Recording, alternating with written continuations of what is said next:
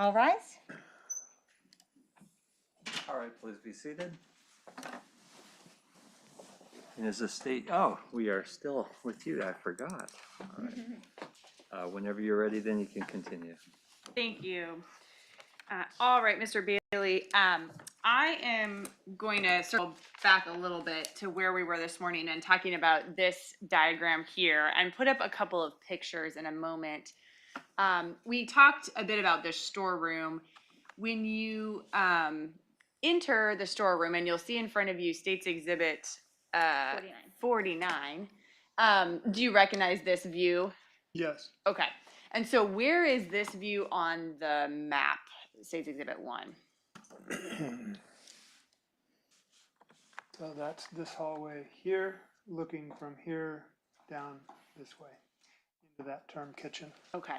And so it looks like on States Exhibit 1, there's a doorway that's sort of at the end of the hallway before you get to the classroom doors. Yes. Is that door normally kept closed? Yes. Is it like a swinging door? It is a swinging door that locks. And I'll retract and say, in the weekdays, depending on the amount of traffic. So first thing in the morning, that door is usually propped open all morning because all the chefs are coming back into the storeroom to get their goods and then back to the class. Once everybody's in their kitchen, if I'm going back to the back room, I'll shut that door on my way back in. Weekends, I don't know what the standard protocol was. There was a time where we felt there was some pilfering going on and we shut it, but that changes. And when you say pilfering, what do you mean by that? So supplies are kept open shelved in the main area there. So, oftentimes if a term 3 student got so comfortable, they might come back, and we had bins of apples as an example. So they're open, boxes.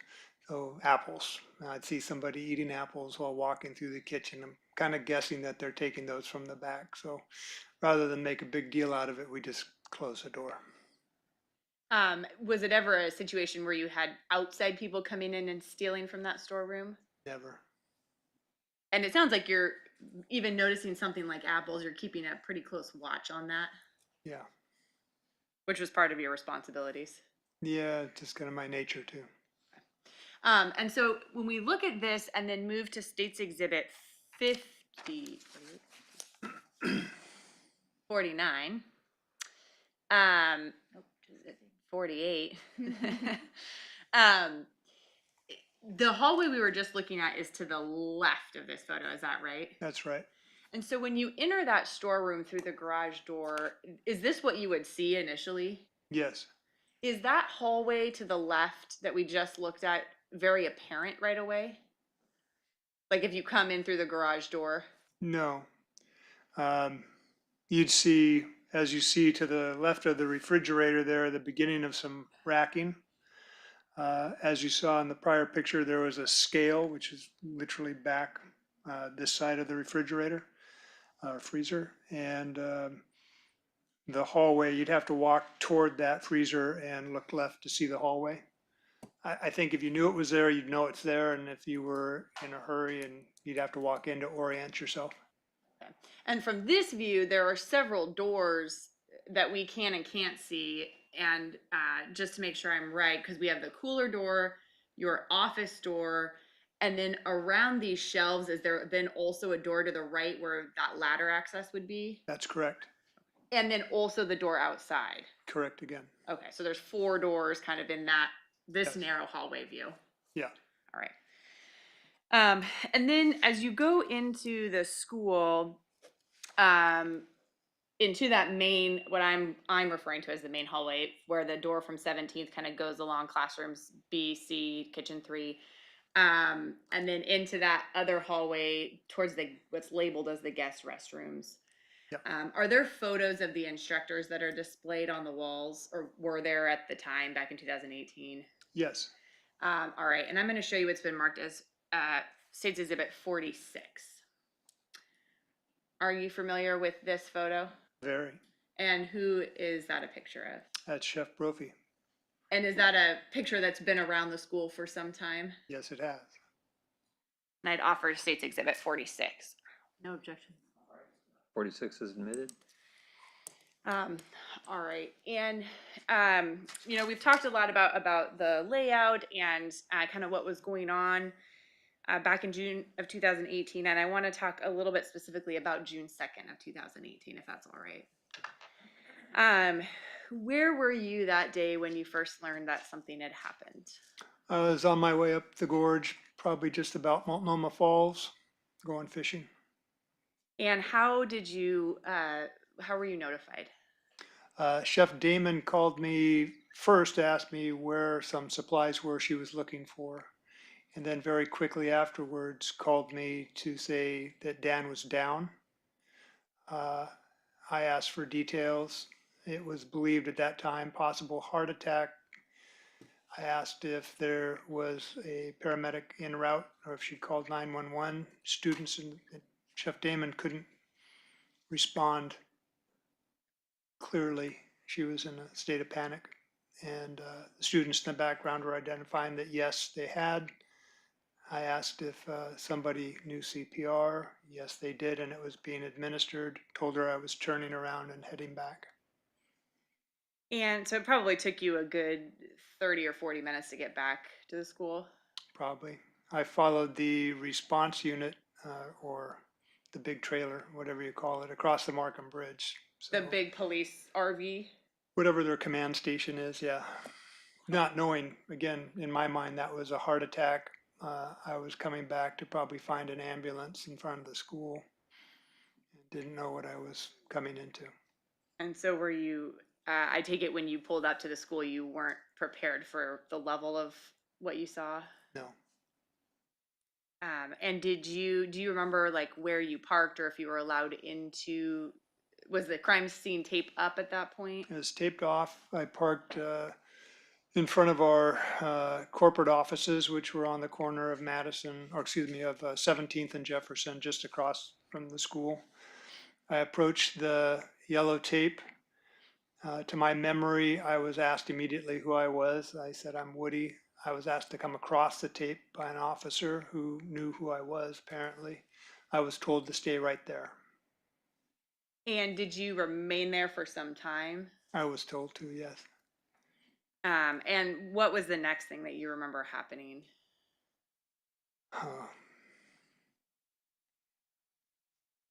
Begging for answers from the officers adjacent to me. Phone calls and texts coming in to me. By this point, the media had a hold of it. And so I was getting a lot of questions I had no answers to. And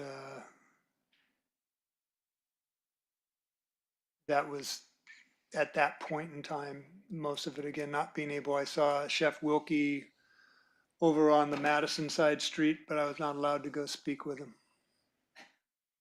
And so at some point, once you arrived, I mean, obviously you knew something had happened, Dan. At some point, did you learn the extent of what had happened or the specifics? No, at that point, we were still, from my vantage point, I could see that the garage door was open halfway. Yellow tape was everywhere. My assumptions were valid. I didn't know who could be involved. I forget why or who, but I was advised not to text anybody. I was going to text Dan. Don't do that. And that's what I remember at that time. Were you later informed by police or by someone with the school about what had happened? I've got word through, I can't remember who, by phone, that, you know, it was likely Dan down. At some point, I was allowed to speak to Wilkie, and there was concern whether or not Nancy knew and what our response, if any, was going to be allowed at that time. I remained over on 17th. I don't know when it happened, but Nancy came up behind me and was on the other side of the yellow tape. In my frustration with the officer next to me, I threw out some expletives and identified that as Dan's wife. And I think I had a small breakdown at the time. And they brought her through and then walked her immediately over to the command center. Did you have any conversation with her at that point? No. And at some point, were you eventually able to go either into the admin building or, talk to Chef Wilkie and other people in the administration? Yeah, I was there that whole day. And so, yeah, at some point I was able to get over to Chef Wilkie and Tom Bethel. We had very little to compare note-wise, really, other than a vague idea that something had happened to Dan. I had a slew of questions related to the garage door and why we weren't getting more information. We realized that the students, Chef Wilkie probably knew at that point where the students were being sequestered. I didn't. Then I started clearing up, and it was like, where are the students? What's being done there? Media became really popular around the area at that time too. And I imagine you were getting a lot of, it sounds like you were sort of a point person for a lot of people associated with the school. Yeah, that was one of the lesser great ideas of mine early on, was to give my cell phone number out to all inbound students as a contact point for school closures or not going to make it to school today, because I'm the first one in the building. It just made sense. And so do you recall, were you notifying people like not to come to the school or any of that part? No, I had very little, if any, outbound communication. I was dumbstruck. At some point, were you interviewed by detectives or talked to detectives? Yeah, Later that afternoon, it sounds like. yeah. We were pulled into the offices on Madison and taken into Chef Wilkie's office and then asked questions. I couldn't tell you exactly what they were. Fair to say that's sort of all a blur. Very much so. Do you recall if at any point, either that day or the following day, you went into the school to look around? Yeah, I was asked actually to, and it could have been the same day. In fact, I'm pretty sure it was before the body was removed, to get the alarm code log book that I had in my office that identified chef's alarm numbers. And then at the end of this all, to my horror, as the coroner left with the body and we were given access back, we were advised that we would be cleaning up the kitchen as well, which sent me off, kind of. So Yeah, I imagine that was pretty difficult. yeah. When you were allowed to go back into the school at that point, in addition to having to clean up, did you also have an opportunity to go through the school and kind of look through it? No, straight to and straight out. That was, and we were supervised. When I went to get the alarm codes, it was with somebody. What about after the police had left, either later that day or the next day or in the week that followed? Did you take the opportunity to go through the school and check things out at any point? Yeah, we did a battle strategy for security because at that point we had no means of knowing what happened or from whom, whether we were still in jeopardy or if our students were in jeopardy.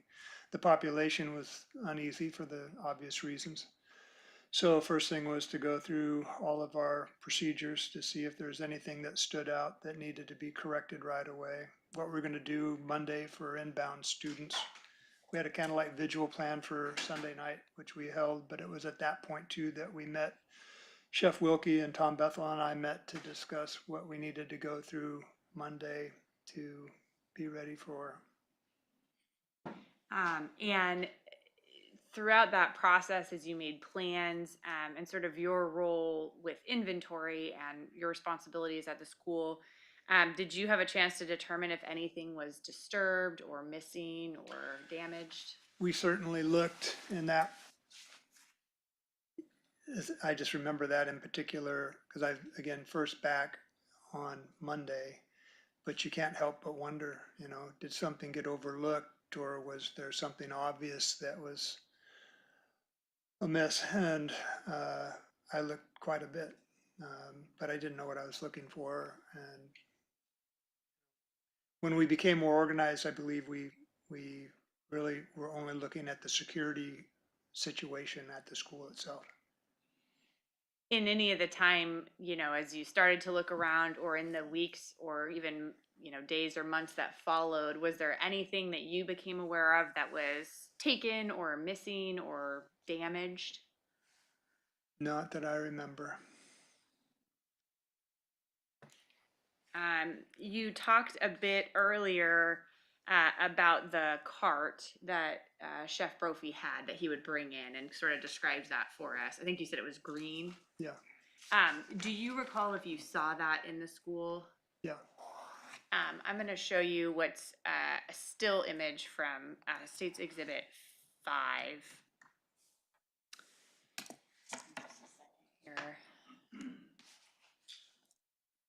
And it's a little hard to see from this image, but do you recognize that area as the lounge area? Yep. And there's his cart over in the corner. Okay, that green one back in the upper. Yep, Left with the corner. merry-go-round of spices right on top. All right. Mr. Bailey, it sounds, and you talked a little bit before the break, like you and Dan Brophy were pretty good friends. Yeah. And that you spent, it sounds like, time together, both at work and outside of work. Yeah. And in your conversations with him, did he ever talk to you about details of his personal life and things that were going on? In the small talk sense, yes. We often talked about ongoing project ideas for the school. One of his favorite things to do was creating these long goal projects that take time that could go through several terms of school. So we kind of go through those as we're traveling or talking. As far as other in-depth things from his side, if he had garden plans at home, the bees, he loves his bees, and so successes and failures, he'd love to talk about those and his new plan to change up whatever he had maybe failed at the year before in the garden and wanted to try something different. Sounds like gardening and work were pretty important to him. They were synonymous. Did he ever talk to you about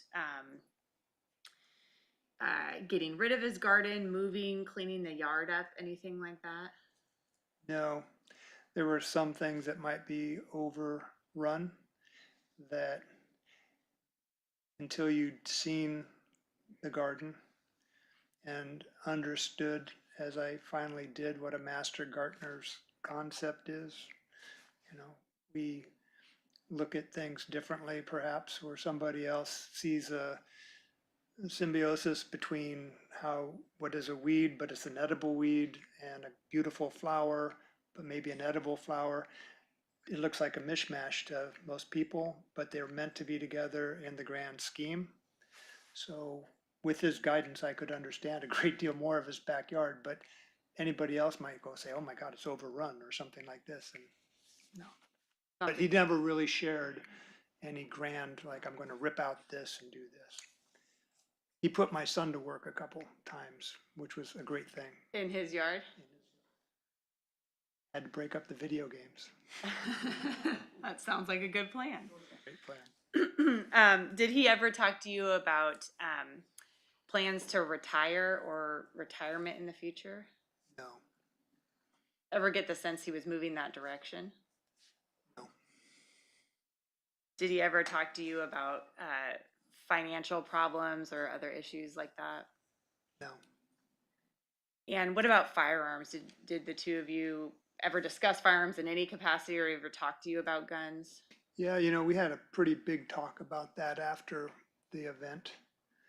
Chef Wilkie and I did, and when you start housing a number of students through a school, you get challenged with philosophies that counter each other at the student level. Inevitably, you're challenged as an instructor to vocalize maybe some kind of in between, whatever. Guns was never something Dan would, in our opinion, my opinion, I'll just state for myself, Dan didn't like guns. Dan would not have had a gun.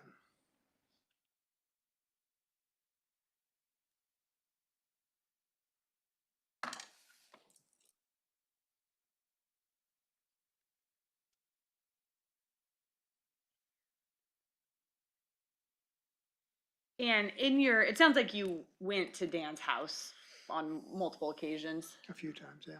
And in your years of friendship with him, did you get to know Nancy Brophy at all?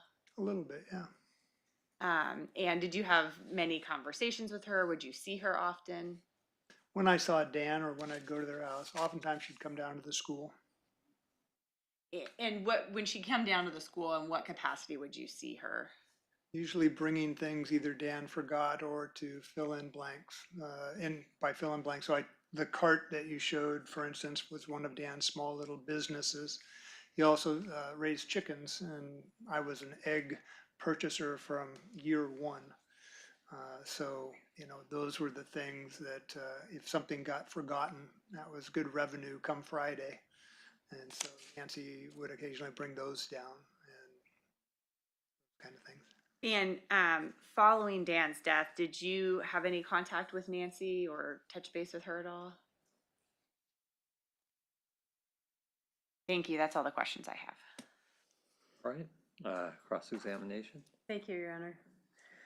Mr. Bailey, when do you think the last time you were over at their house would have been? Assuming it wasn't after June of 2018. Last time I remember, his dad, Jack, was bringing something over. There was work to be done on the garage. And I was bringing something over from the school, but I couldn't tell you exactly when that was. I just remember I was there while there was a great deal of discussion about what needed moving, and being a body on premise, I felt maybe I was going to be employed somehow to help out. You knew better than to go back after that? It was not really always, Dan always managed to get right between me and the car at the right time. Okay. So, And in which year was it that your son was doing some work? He got conscripted too, but it sounds like maybe he was getting paid. yeah, he got paid. Dan, again, an avid gardener, and would get coffee grounds from the Starbucks across the street. And one of his deals was he had these big 5-gallon buckets. And he taught my son that a properly planted plant, I forget what type it was, a hole needed to be dug 5 gallons deep, which really in the middle of summer is not that fun. And as a reward, he got to terminate some chickens that had cannibalized at the time, which was another story. Mm. Yeah, so I couldn't tell you the year, I'm sorry. What's your best guess? How old was your son, do you think, at the time? I'm gonna say, you know, probably 2016, 2015, right in there. Okay, a couple years before. Yeah. Not long. Yeah. Okay. Do you remember talking with the police? I think it was the evening, late afternoon, or the evening of the day that Dan passed. You remember talking with them about having a conversation with Dan about his relationship with Nancy not too long before he died? I don't remember that.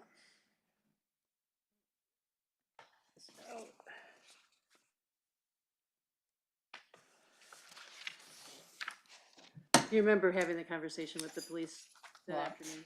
Do I remember any of it? No. It sounds like that afternoon, much of that day was a blur. Oh, that's 55, 56, yeah. That's yourself first. Yeah, the highlighted parts. That's the main part, sure. Read his motion on it. Okay.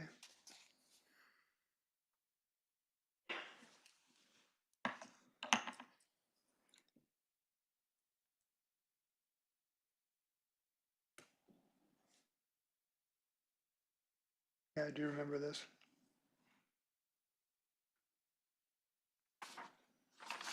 Yeah, I remember that. Okay, so when you're telling the police about a conversation you and Dan had? I'm sorry? You were telling the police about a conversation that you and Dan had had? Yes, related to her novel writing and him being kind of the sounding board for some of that. Okay, and what was the time frame of the conversation that you and Dan had had? You're telling the police on June 2nd, but how recent was that conversation? I couldn't say. Okay, let me just show you this real quickly again. Sorry. Sorry, that's okay. I Sorry, should've give me left- that back. I've given you more time, sorry. That's okay.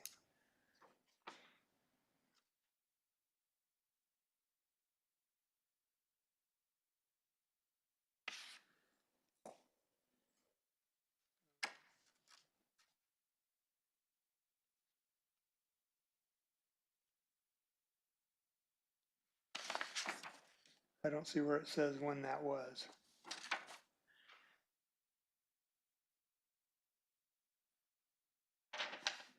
Oh, okay. It was then that, within that last week. All right. Thank you. Okay, so the conversation that you and Dan Brophy had been that last week before you were talking with the police on June 2nd. Sure. Does that sound right? And at the time you were talking with them, obviously, you were trying to give them really good, accurate information. Yeah, and I would say that, you know, if you asked me what I said last week and wrote it down now and then asked me 4 years from now, it's probably going to be just about as gray as it is right now Yeah, from you 4 could get years me ago. 4 weeks and I'd have the same problem, I understand. So, when you had that conversation with Mr. Brophy, now that you kind of focused on that again, can you describe as best you recall how that went? Sounds like you were teasing him a little bit. Oh, yeah. You had to tease Dan a little bit. So, you know, again, the Dan I knew, and if you put romance novels somewhere to that, they don't, it's like oil and vinegar, you know, or oil and water. It just seems to be really. But then he would talk fairly, you know, openly about it and say, well, she's got these ideas, and if it's going to work, she's got to, you know, have somebody to talk to about it. And he mentioned that she has groups of writer people that she's involved with. At some point, they had gone on a cruise with the writers group that I remember, and to Dan, you know, anything that took him someplace, you know, was kind of a good deal. But that's what I remember most, is just kind of giving him he always gave him a little ribbing if there was an opportunity to do it.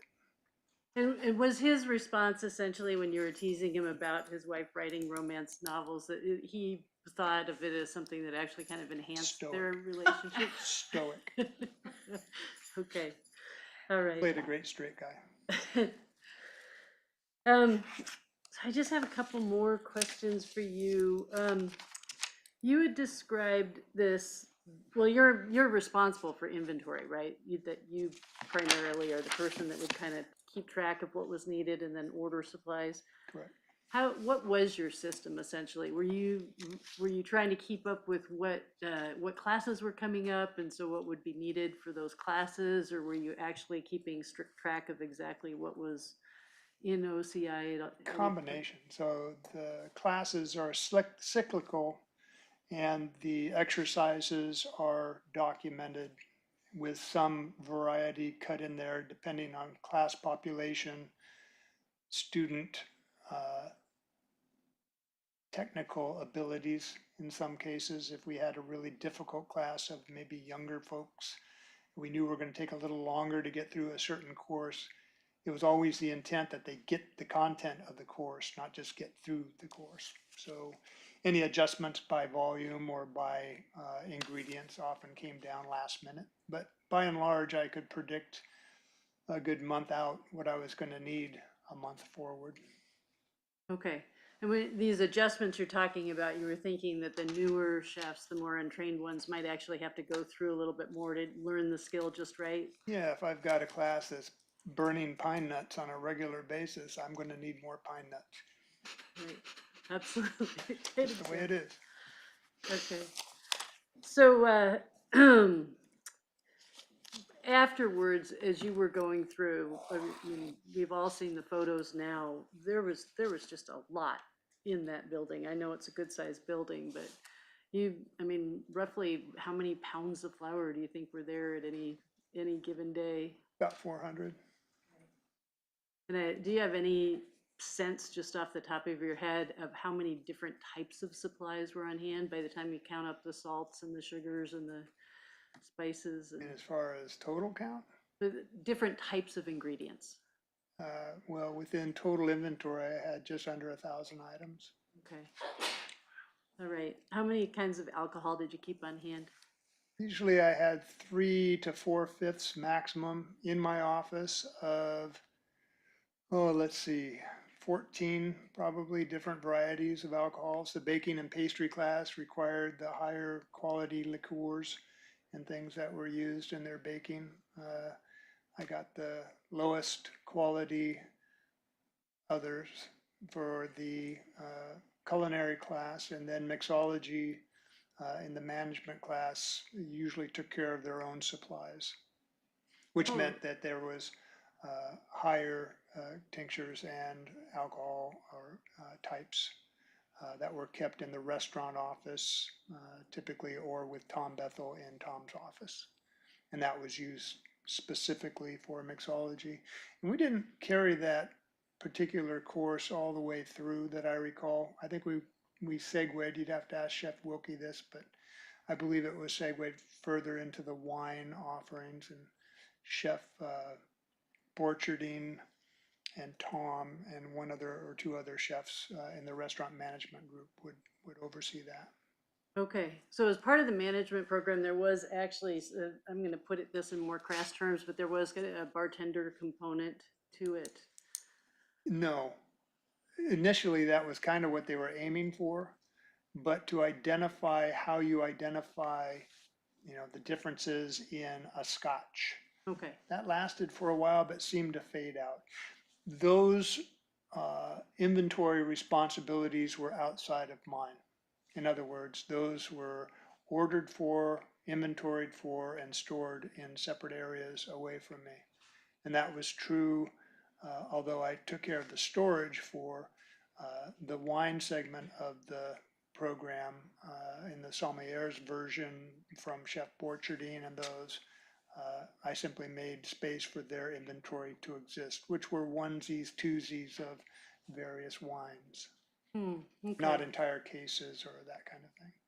So was the other, I'm not sure whether you said it was Tom Bethel or somebody else, but was somebody else responsible for the supplies for that dining room and the lounge reception area? I mean, there was a pretty regular lunch and dinner service, right? Just the bulk soda pop, the syrups, and that came out of the carbon dioxide area, which was by the restaurant. And again, the hard alcohol that was specific to the original mixology class, which again, I think faded out at some point. I couldn't tell you when or who the last instructor was. I know at some point Tom was teaching it. Chef Maxwell was one of the restaurant managers who also taught that course, set them up and basically say, okay, this is what somebody's looking for in a scotch. What's the difference between the single malt and this? Just to give them a general thumbnail of what the differences were. But mixology wasn't taught as a separate course. Okay, all right. Now, back to the dining room supplies, were the students actually being taught to serve as well? Yes, to serve food, yes. And did that include going to the extent of actually, putting nice linens on the table, putting candles on the table, all of that sort of thing? Yes. Okay. I think my last question for you is, it sounds like you were wearing a lot of hats and you were basically responsible for overseeing maintenance and security in a sense. too. You were the person who was controlling the alarm codes and, I wouldn't say I was in charge of security. I would say that I was the keeper of things. okay. Well, to the extent that anybody was in charge of security, who would you say had that hat?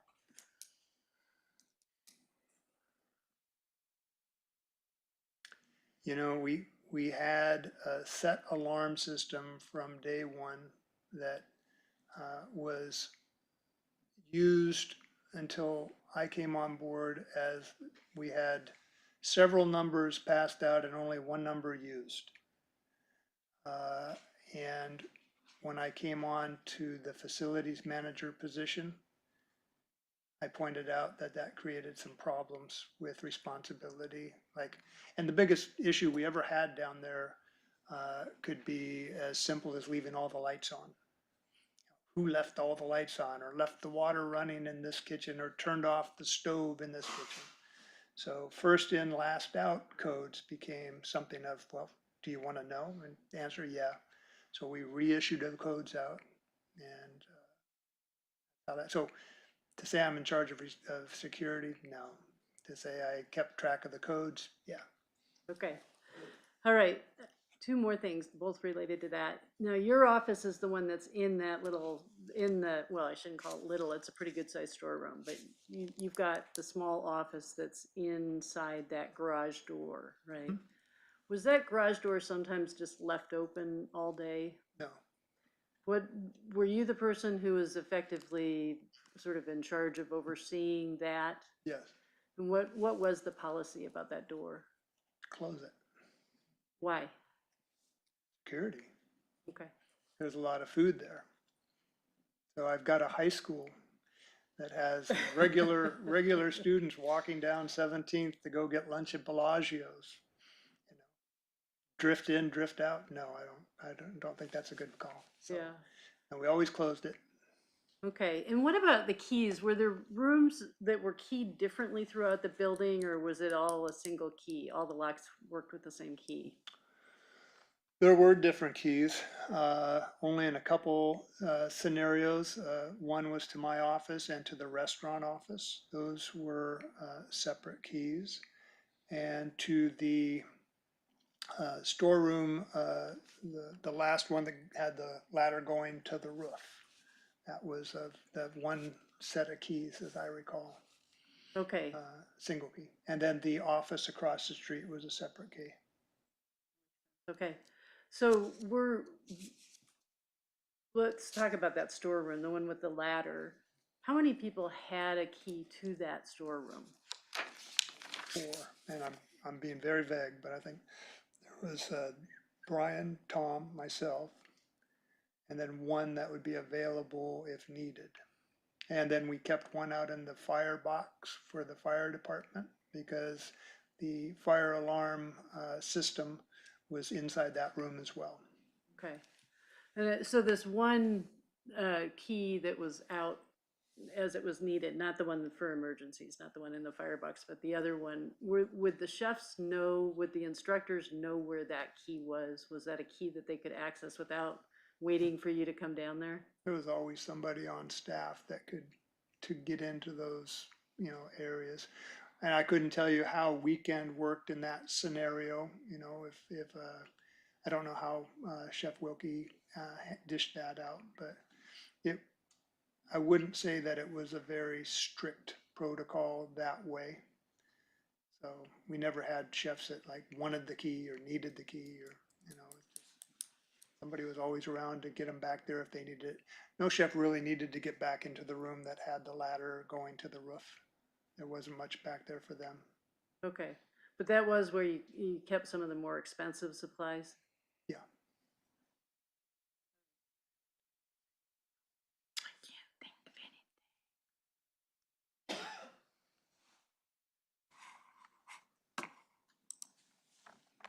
I think you've got it. I think that's it. Thank you. Okay. And I have just one last question. Is that all right? Go ahead. No, The sort of projects that you talked about, Dan, having, and the cart that we looked at in the photo, and sort of his side projects and plans that you talked about kind of for the classes for the future. Were those all things that he was still doing up until his death? Yep. No further questions. Thank you. All right, You. may this witness be excused Yes, Your Honor. and for Yes, defense? Your Honor. All right, you can step down, thank you. Thank you. And Squeeze. I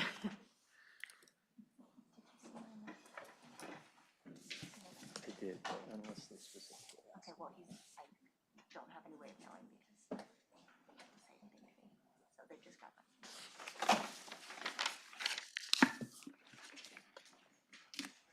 All right, before we call for the state's next witness, I just want to ask the jury, did any of you need a comfort break at this point in time? Yes, okay.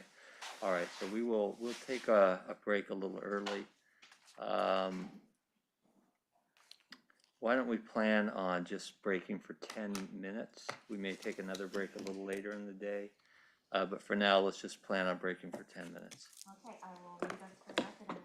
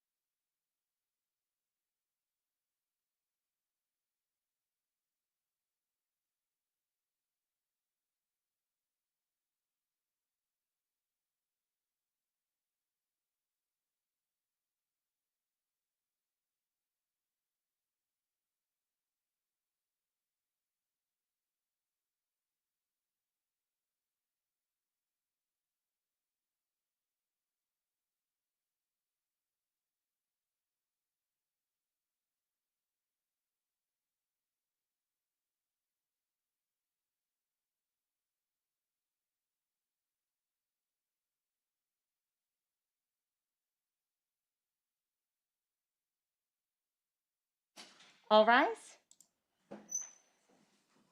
All right, please be seated. And who is the state's next witness? The state will call Jack Brophy. Okay.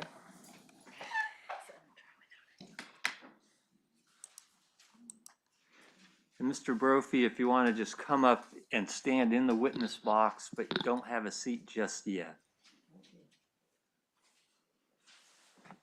We're going to have Ms. Lou give you an oath. Okay. Can I have you stand a little bit closer to that microphone? Thank you. Okay, I'll have you raise your right hand. Under the penalty of perjury, do you solemnly swear or affirm that the testimony you're about to give in this case will be the truth, the whole truth, and nothing but the truth? Yes. Okay, then you may be seated. Once you're seated there, Mr. Brophy. Oh, sorry, Judge. That's all right. I was just going to say you can take off your mask if you'd like, and there is also water available if you want it. Okay. And when you're ready, if we can have you say your name out loud and spell the name. Jack Brophy. And how do you spell it? JACKBROPHY. Okay. Mr. Overstreet? And Mr. Brophy, if maybe you could pull the microphone a little bit closer to you to make sure that we can hear you. Yeah, that works. That works. So, Mr. Brophy, is Daniel Brophy one of your children? Beg your pardon? Is Daniel Brophy one of your children? Yes. And did you have other children? Do I have what? Did you have other children? Yes, we had 3 boys. 3 boys? And was Dan the oldest or? Oldest. Sorry.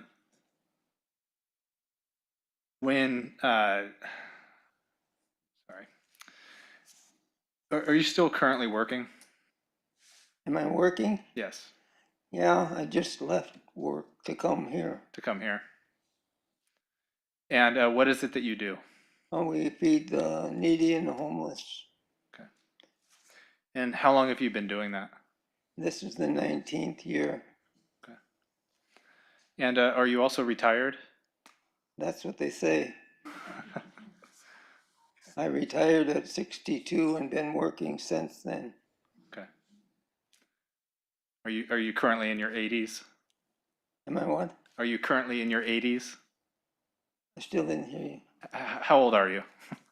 Oh, I'm 85, 85. chasing 86. Okay.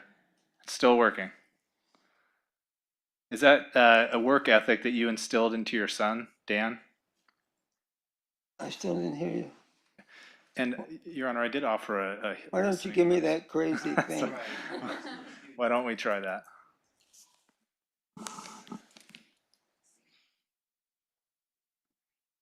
This goes.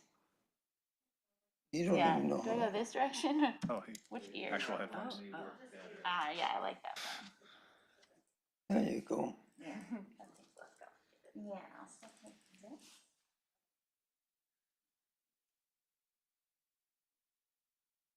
I thought I'd be talking to a real person and not a masked man. Yeah. Have you put those on? I can do that. Yep. I believe it. Oh, okay. And then right here, you can turn up the volume as much as you want, okay? Oh, okay. So up and down. There you go. Clever what they come up with. All right, Mr. Brophy, can you hear me a lot better? A lot better. There we go. Okay. I'll still try to speak up, but Yeah. all right. It's these dainty women I have trouble with. Okay. So what I was asking is that you're still working. You're 85 years old and you're still working. Is that sort of a work ethic that you instilled into your boys? Oh, whatever it happened, that's what happened. It's you just do live life by example. Okay. Did you ever get a chance to work with Dan? Oh yeah.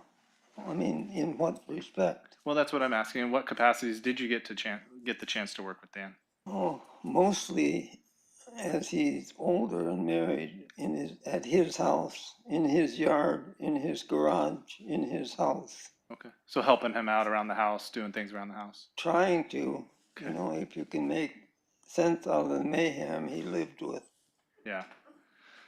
Yeah, we've heard a little bit about his garden and the chickens and the garage and stuff. Would you categorize that as mayhem? Mayhem in the big time. Okay. Did it seem to make sense to Dan though?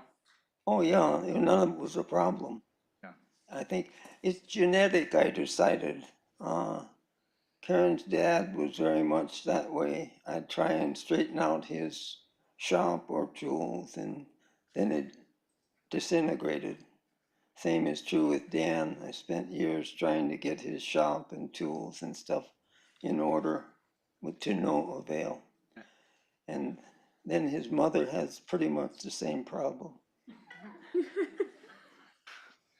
Was Dan much into the tools in the shop, or was he more interested in the gardening and stuff? More interested in the garden. He was interested in the tools, but he spent his life looking for them.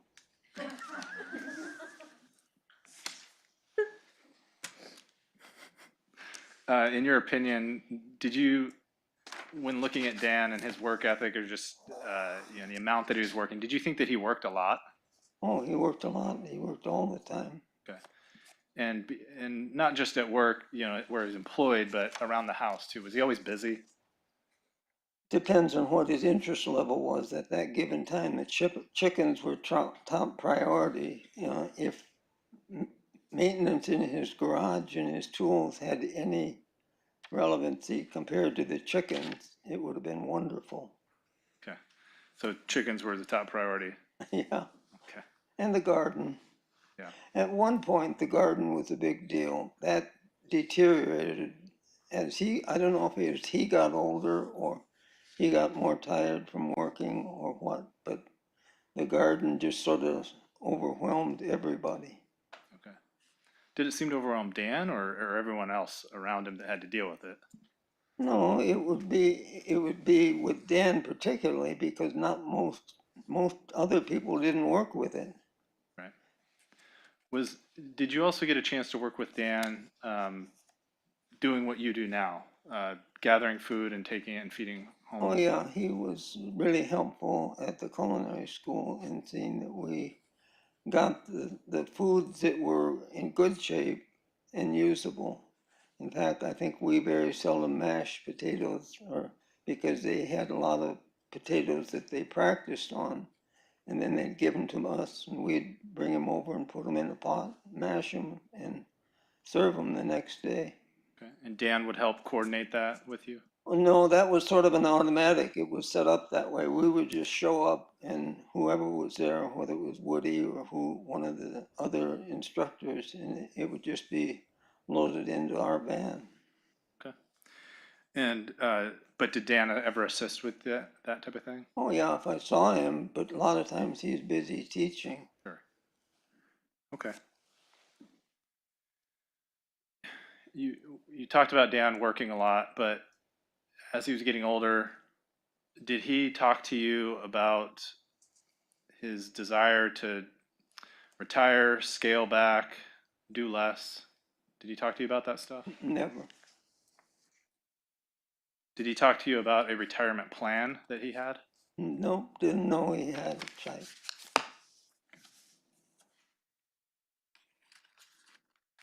Did your son ever discuss with you that him and Nancy Brophy were ever having any financial problems? No, we did not delve into the money situation. Okay. We tried to help him where we could in different situations, and it sort of got left there. Okay. Did you ever loan them money? Yeah. Did you loan them money because they were struggling to get by financially, or was it a loan for a specific purpose?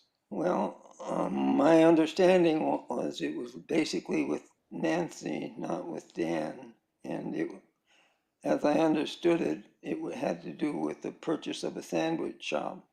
Okay. So you loaned money to Nancy for something to do with a sandwich shop? Yeah, That's what we were told it went for, and we didn't inquire beyond that because that was what we thought was needed at the time. And how much money did you loan Nancy? That's $50,000. Do you remember when that was? Oh, no. When you get older, you remember a lot of things a lot less.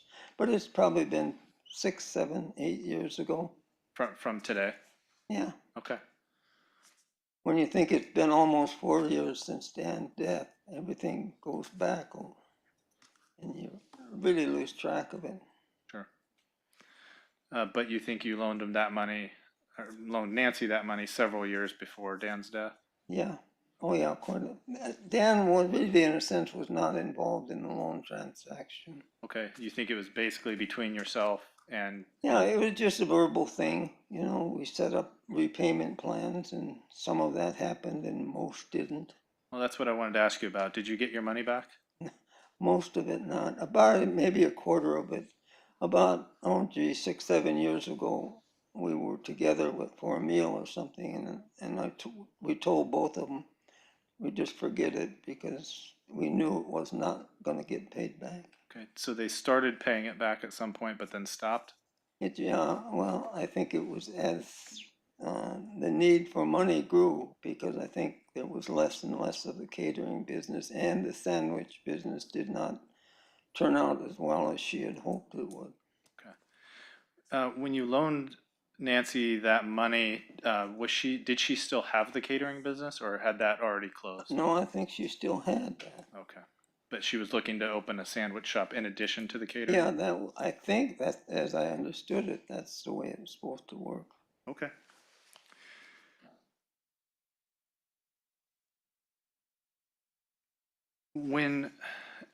Did you get the sense that when they weren't paying you back, that at that point they were struggling financially? It never got talked about. Okay. What about the idea that they wanted to sell the house? Did you ever hear Dan or Nancy talk about wanting to sell the house? Basically Nancy. Okay. When did you hear from Nancy about wanting to sell the house? Do you remember? No, not a specific date. It's just the fact that she seemed to be pushing it with Dan. Dan was more content with the chickens, even if it was a mess, than doing other kinds of things like that. Okay, so I take it, since you said that Dan kind of seemed more content, that the conversations that you had with Nancy about possibly selling the house, that must have been before Dan had passed. Is that right? I think so. Okay. And are we talking years before, or are we saying like months before? More like months, I would say. Okay. And did Nancy seem to increase in the volume in which she was talking about that? Not specifically. That seemed to come about more after Dan's death. I see. But before, when Nancy was talking about this, did Dan ever talk about it? No, I can't say that he did. Okay. Just in your interactions with Dan, did it seem as if he actually did want to sell the house? I don't object. If we haven't had a conversation, I think this is calling for speculation unless we can lay a foundation for the basis of knowledge. Yeah, I'll sustain. I can ask a follow-up question. Did you have that discussion with Dan? Without saying what he told you, did you have a discussion with Dan about whether or not he really wanted to sell the home? No. Okay.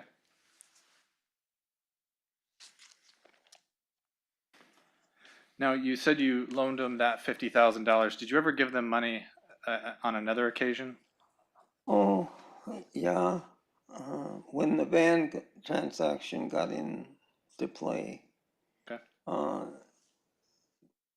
they had bought a Prius, and Nancy was basically using that. And then somewhere down the line, it disappeared.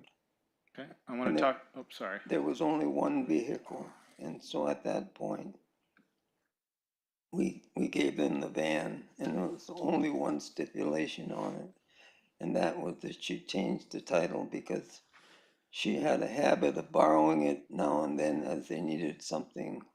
They carried something, and getting a parking ticket Consequently, I would get the ticket. I see. So Okay. all I asked is that the title get changed. Okay. Well, I want to talk about that a little bit. You said that at one point they had a Prius, Yeah, and that was what Nancy primarily drove? yeah. Okay. Did Dan always have this little white pickup truck? He had a pickup truck, not particularly this one. Okay.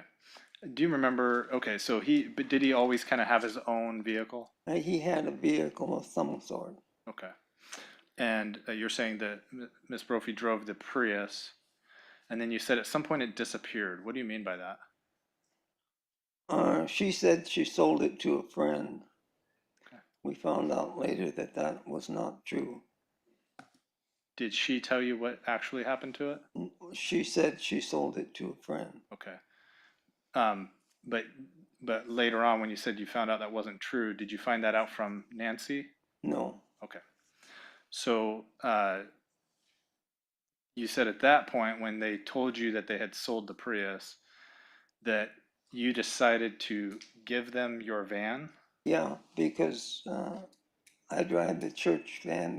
They had enough money that they could buy a van for hauling our foods and supplies.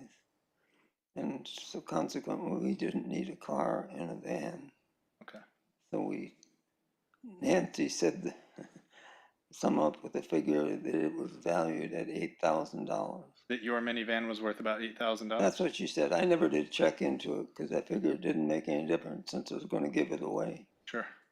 Okay. And then, in addition to that, we gave them $2,000, and then we give the other two boys $2,000 because they figured it should be fair for everybody. Okay. Was that just as a gift? Yeah, Okay. Not expected to be paid back? no, And you didn't expect them to pay you for the van? no. Okay. Can we put up? I'm going to show you what's marked as State's Exhibit 52.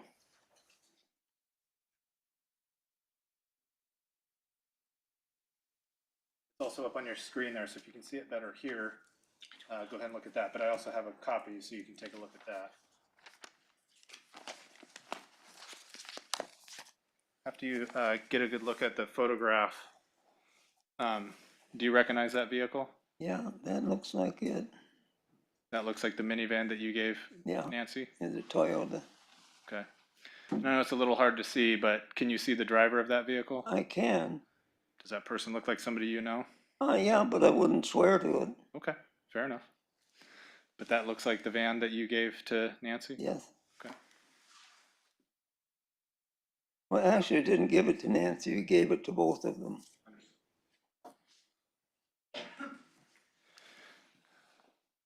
And just on that point that I think you're trying to clarify, you're saying you did give the van to both Dan and Nancy? Yes. Okay.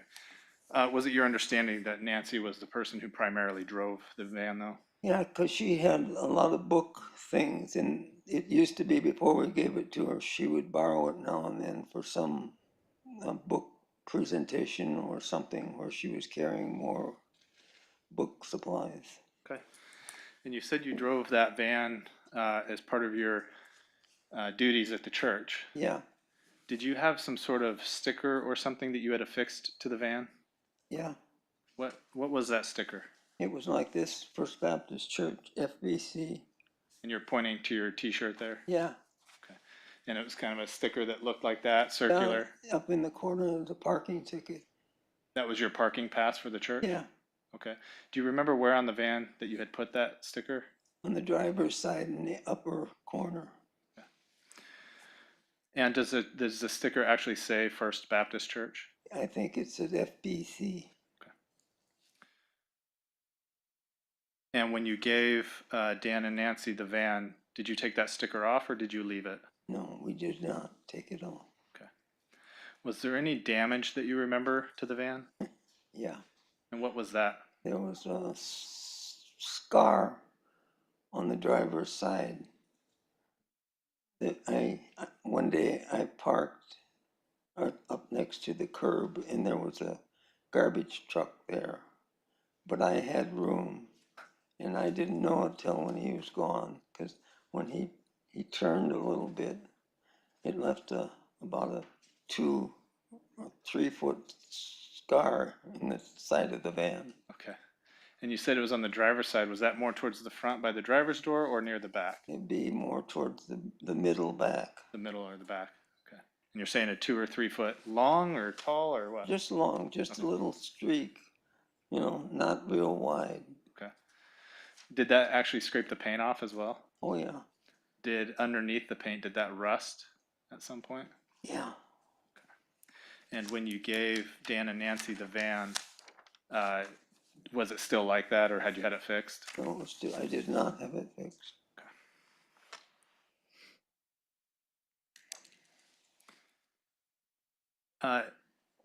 Did you ever have discussions with Dan where he discussed the relationship that he had with Nancy? No, You never talked about their personal life? no. What about with Nancy? Did you ever discuss their personal relationship with Nancy? No, other than, I think mostly for Karen rather than me. She told about how Dan had changed. What do you mean by that? She explained how Dan had changed. Yeah, I'm gonna object. This is hearsay. Sustained. I'm sorry, what is it? Oh, I'm sorry. I'm asking you if Nancy had told you about how Dan had changed. He more likely told Karen than Oh, okay. telling me. I think I missed that part. I apologize. And so, were you aware of the sleeping situation at Dan and Nancy's house, where each of them slept? Yeah, may I ask a question and aid in an objection? Sure. Have you been at the Brophy's home in the morning when Dan wakes up? No,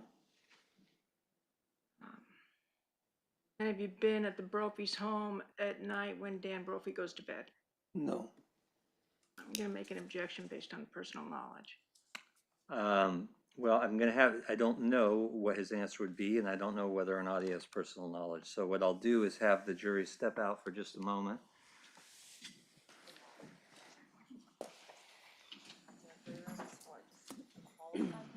Sure, that's fine. Yes, but down the hall. Yes, I'll just try. All right, so the jury.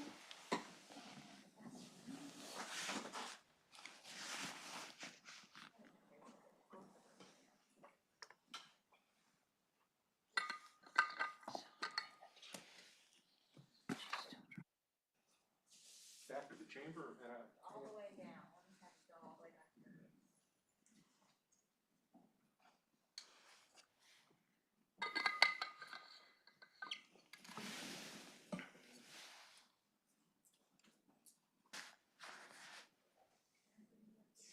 Okay, everyone can be seated. The objection is lack of personal knowledge, and that may well be the case, but I first want to hear what the state's question is and what the answer would be. Yeah, so Mr. Brophy, were you aware that Daniel Brophy was actually sleeping in a downstairs bedroom? Yes, And how did you know that? just from the debris down there. Okay, so what do you mean by that? Oh, lack of order. Okay, so the room was messy? That goes with Dan. Okay, was there an actual bed in that room?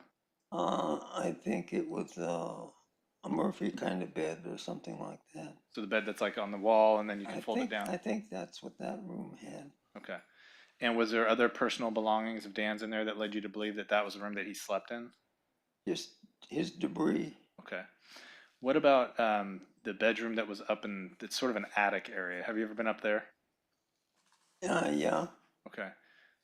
Was there any indication that Dan was possibly sleeping up in that room? I had nothing that would indicate that it was so. Okay.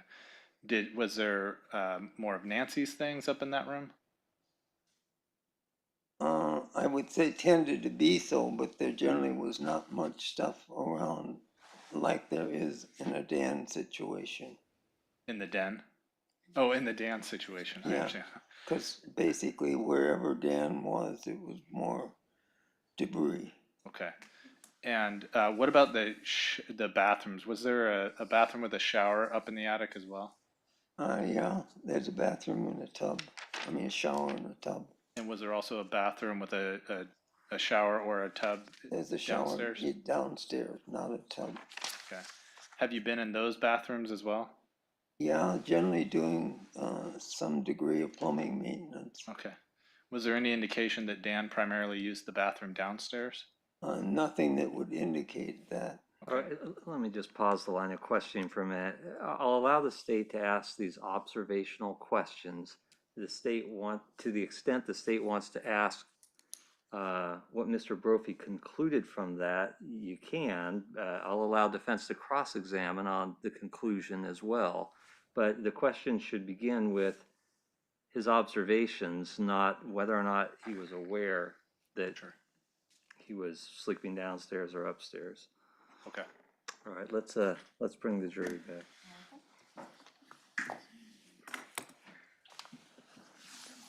Yeah.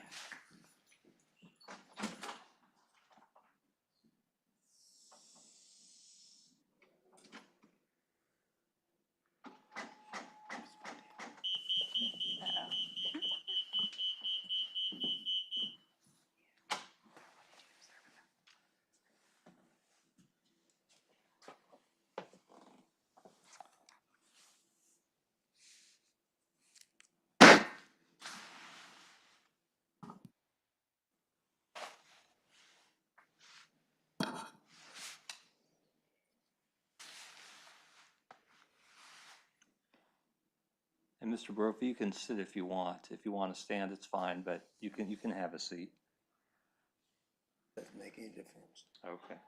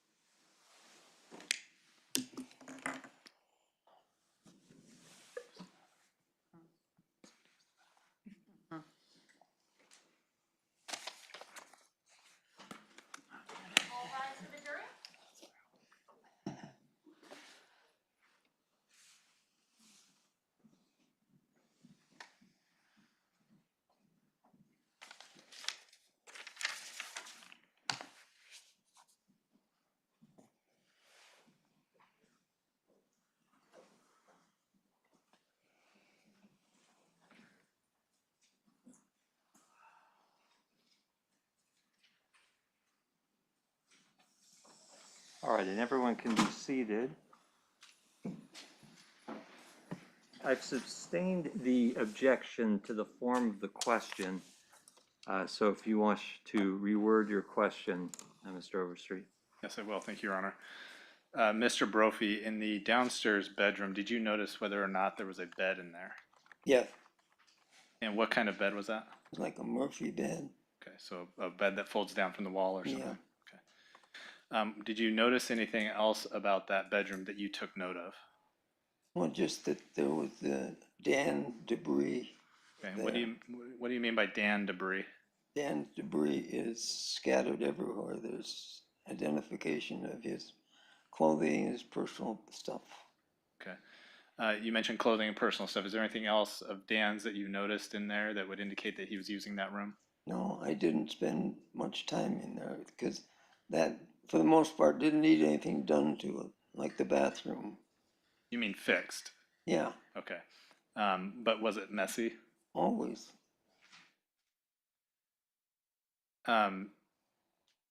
Have you also been in the upstairs bedroom in what's a converted attic?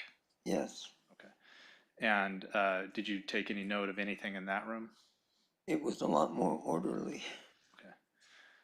And any indication that Dan was actually using that bedroom? Nothing that I could tell him. That I didn't notice any of his clothes or anything in the upper bedroom. Okay. See, off of the bedroom, Nancy had a little room that was her writing room or book room or whatever. So indicating she spent more time there than she did downstairs. And that's sort of a little room, kind of closet area off Yeah. of that main bedroom upstairs. She had a lot of books in there. In that room that we're talking about downstairs that has these Dan's items in it, was there any indication that that was like an office or some sort, and that's why Dan was using it? Well, Dan supposedly had an office room upstairs. Okay. And I don't know how much time he spent there, but he had a lot of books there also, but it's mostly culinary kind of stuff. And based on the layout and observations of both of the bedrooms, did you draw any conclusions as to where you believed that Nancy was sleeping and where Dan was sleeping? There was no reason I had to draw a conclusion. Okay, fair enough.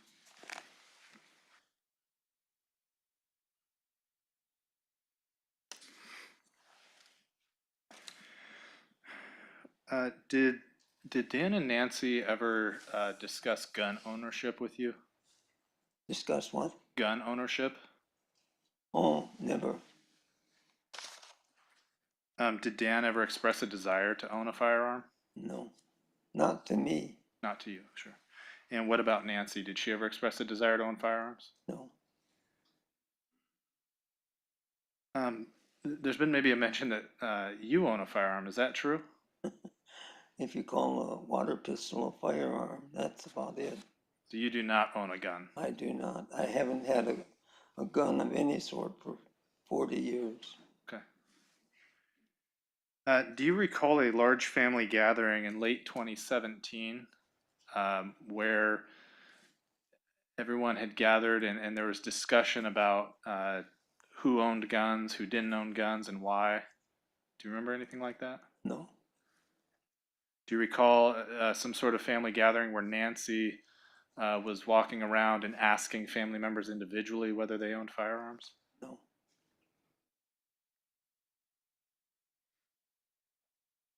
Did you know Dan and Nancy had a gun? No. Did Nancy ever disclose to you after Dan passed that she actually did have a gun? No. Did you ever hear Nancy talk about something called a ghost gun? No. Did you ever hear Nancy talk about the ability to purchase firearms on the internet? No. Did Nancy ever talk to you about the things that she wrote about? No, she really never did. She may have talked to Karen some at some length about that, but as far as I know, not to me. Do you recall whether Dan and Nancy ever talked about life insurance with you? No. Did you know Nancy sold life insurance? Well, I know she did something, but I'm not sure at what level. You see, a lot of it, what we thought was dealing with retirement and government things. Like Medicare and stuff? Yeah. Okay. Because she set us up with one, and then at some point wanted to switch us to another one and whatever. And she would set up at some malls or someplace and visit with people who needed to make decisions on health insurance. Okay. And that sounds like it's more revolving around like Medicare and stuff like that. Yeah, that's what I understood. But at one point, she had talked about starting an insurance company with somebody, but that never did fly. So I don't know what happened to that. Okay. Sounds like Nancy maybe had a lot of business ideas. Are there some others that we haven't talked about? Well, this was all after she sold her catering business, and but she got into redoing furniture at some point because I was able to help her assemble some of the stuff, but we don't know whatever happened to that, if anything come out of it at all. Okay. Are you aware of whether she was able to sell any of her books? Periodically, Karen would ask about that. And But you didn't talk to Nancy about it? Did you want to? My objection is just him repeating things that his wife has said. Right, now I understand that. I'll allow the question since I haven't heard how it was going to be answered, but go ahead. And I'm redirecting the question. All right. Did you ever talk to Nancy about her book sales? No, Were you under the impression that she was making any money from book sales? she just would indicate she'd sold some books, but we didn't ever ask how many or how much money she made or anything. We tried to stay out of their lives as much as we can because we don't need parents telling them what to do. Sure. And I know, sorry, I'm kind of going back to her and insurance. Did she ever try to talk to you and Karen about your need for life insurance? No, Did she talk about her need for life insurance? no, And what about did she ever talk to you about the need for Dan to have life insurance? no. We didn't have any idea what they had. You talked a little bit about the interactions that you had with Nancy after Dan's death. You said that I think you were helping her kind of get the house ready to sell. Is that right? Yeah, it was more so the garage because that's where the biggest disaster was. I see. And do you recall having any? Well, let me ask you this: in the days after Dan passed, how quickly was it that she started to kind of wanting to get things moving along? Very. What do you mean by that? Yes, how quickly? Yeah. Very quickly. Within a couple of days or like a couple of weeks? Less than weeks. Less than weeks? Yes. What about those chickens? Did she get rid of those? Yeah, she got rid of those quite fast. We was amazed how that could happen so fast without having chicken stew. Took me a second there.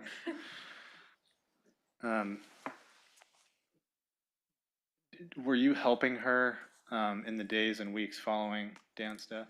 It was mostly in the garage Okay. and in the basement, but the biggest share was the garage. A couple of the guys from the church we work with us went out there and spent a whole day sort of sorting it out and trying to make sense out of it so that you could have it sellable. And I think she had a truck come and haul most of it away, and it was gone in like a day's time.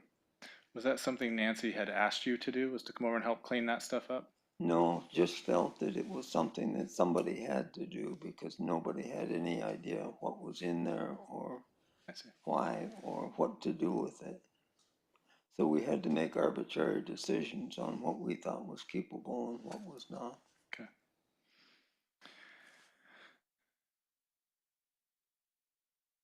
On June 2nd, 2018, did you go down to the Culinary Institute Was that the day that Dan was dead? the day that Dan passed? Yes, I went down there. Do you remember about what time that you went down there? It was in the morning. It was fairly early. You know, at that point we didn't know what had happened. Did somebody call you? No, Karen had suggested I go down. I don't know if somebody had called or I don't remember what happened, but she sort of pushed the button to go down and see what was going on. And I told her, I figure you're not going to find out anything, which I didn't. But I went and went back home. When you went down there, you said you couldn't find any information out. Did No. Nancy show up while you were there? No, if she did, I was not aware of it. You didn't see her that morning? Did you talk to Nancy that day? I didn't. Karen did. Okay. When's the first time you talked to Nancy after Dan had passed? I really don't know. Okay. You know, a lot is a blur after we found out it was Dan that had passed. Okay.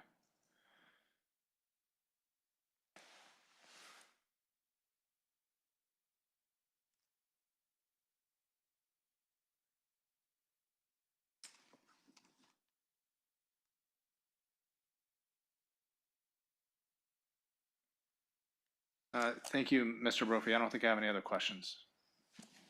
All right, cross-examination? Thank you, Your Honor. Hello, Mr. Brophy. I'm Lisa Maxfield. I'm one of Nancy Brophy's lawyers. Do you recall Nancy Brophy actually driving to your house on June 2nd, sometime around noon? I don't even know what June 2nd was. June 2nd is the day that your son was killed? Okay. No, can't say as I do. Is it possible that she came, but you just don't remember it? I won't say yes or no to either one because I'm not sure. Okay. Let me just ask you generally, are you aware of whether your son would have been able to cover the mortgage on the Brophy home without the help of Nancy's income? No idea because we did not talk finances.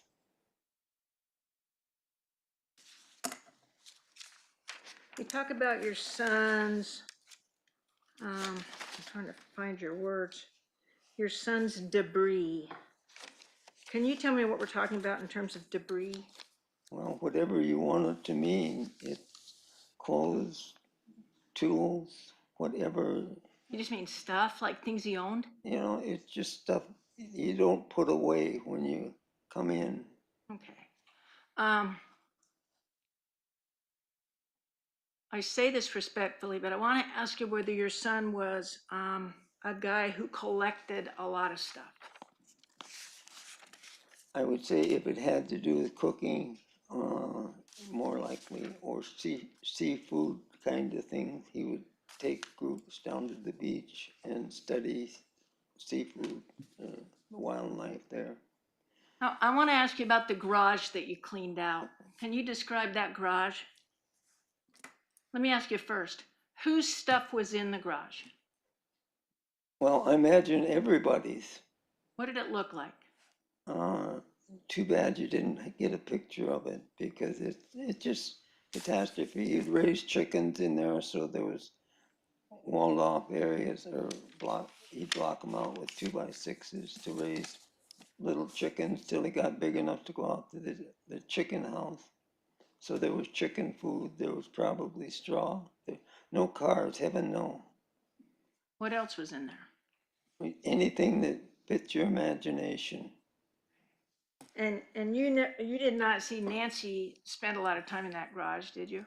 No, I don't think anybody, they didn't like to.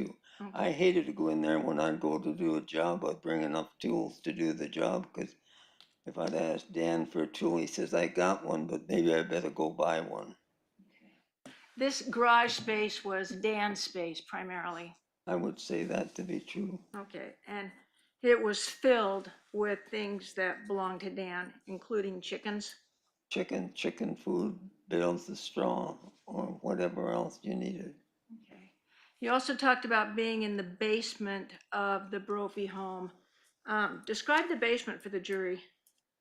Well, that's hard to describe too. He was growing some starter plants for his garden. So there were shelves of plants with fluorescent lights for lighting for it. Then several times we had constructed shelving for their food items down there. And so then there was a lot of that kind of stuff. And that had gotten moved several times. It seemed like when the fire happened, you know, that I think all changed. And then we reassembled some of them. So there was a lot of that kind of stuff. Canning, he was big on canning stuff and teaching canning at the culinary school. Was the basement filled to the gills? Oh no, it was a big basement. You had room for more stuff. See, they at one point had all the camping stuff down there, and I think that most of it went up in the fire. Down in the canning area, you said that there were pressure cookers. Yeah, several of them. He liked to use these great big pressure cookers for his canning. How many were down there? Well, there are two big ones, I think, and there may have been one or two small ones. I'm not sure. He didn't have time for the small ones because it wouldn't handle enough stuff to do what he wanted to do.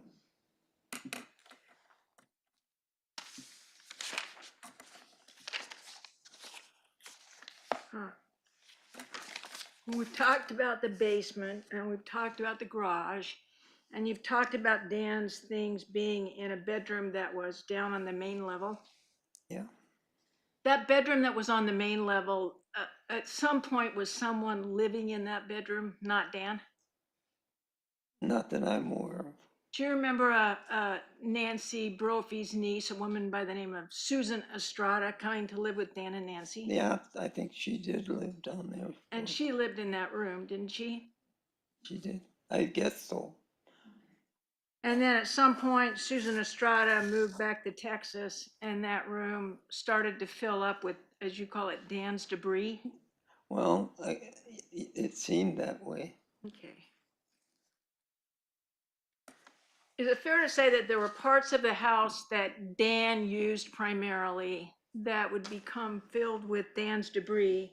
And then there were parts of the house that Dan and Nancy shared that typically Nancy Brophy would keep quite clean? Yeah, like the living room kind of thing. Okay.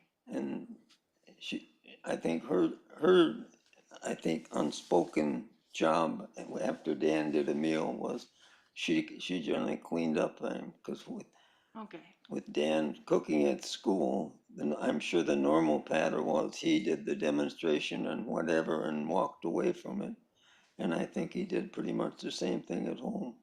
So Dan's job was to kind of create this chaos and mayhem, and Ms. Brophy's job was to kind of clean up after he did. Yeah, I think that'd be a fair assumption.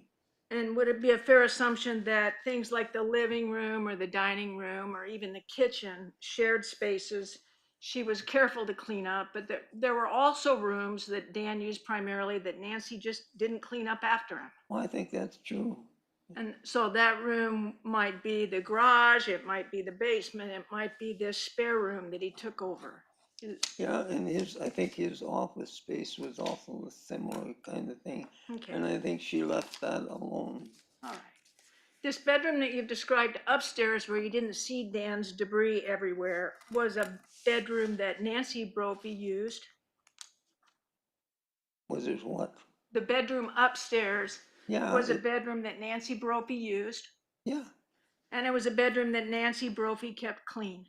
Well, yeah, it didn't have the mess that went with Dan.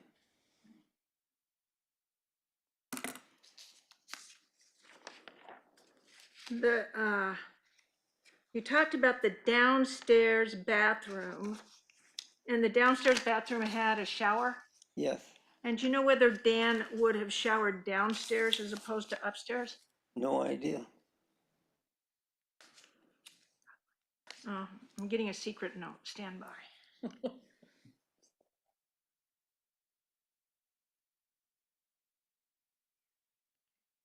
Did you ever go through the drawers or the closet upstairs to see if Dan's clothing was upstairs? No. Okay. And do you know, for instance, where Dan kept his bolo ties? No. Do you know where Dan hung his shirts? I saw some hanging downstairs. Did you ever go upstairs to see whether there was his and hers clothing mingled within the master closet? Oh, I think there was lots of it. Dan had a lot of t-shirts, and I think most of it was upstairs. He also had a lot of uniform stuff. And there was a big closet, and it was jammed wall to wall.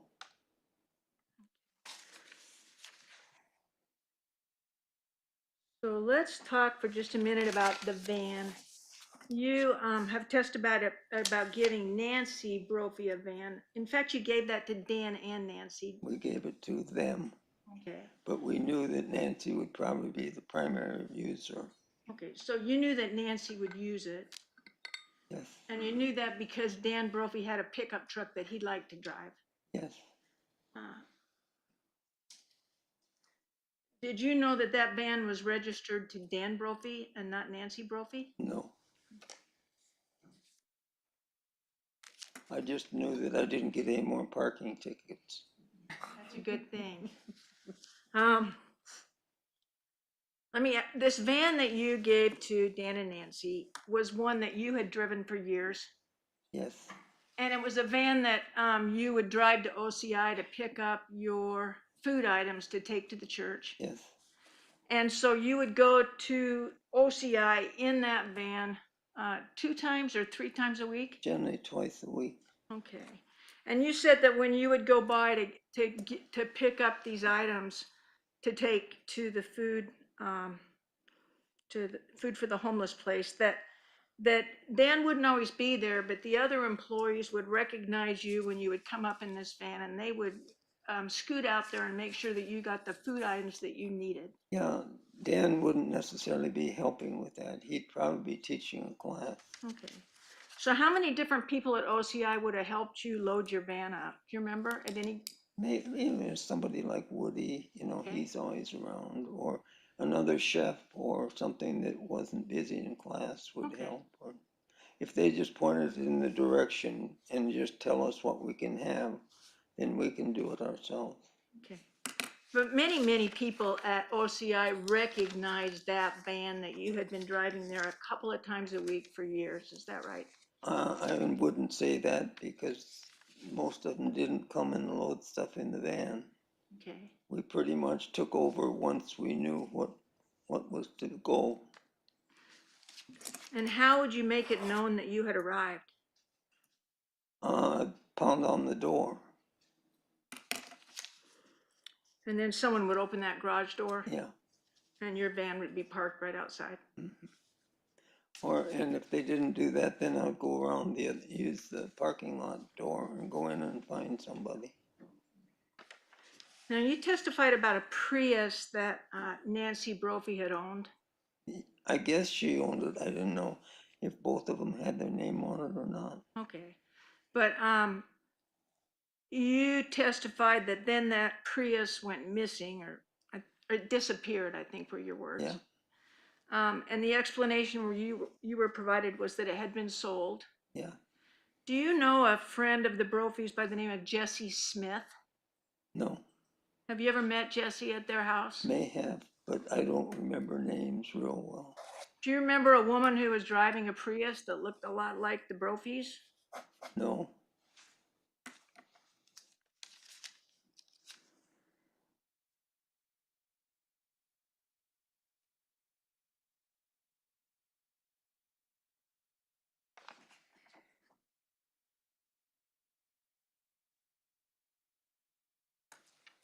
Was there a time in November of 2017 that your family went to Fort Stevens with your sons from out of town?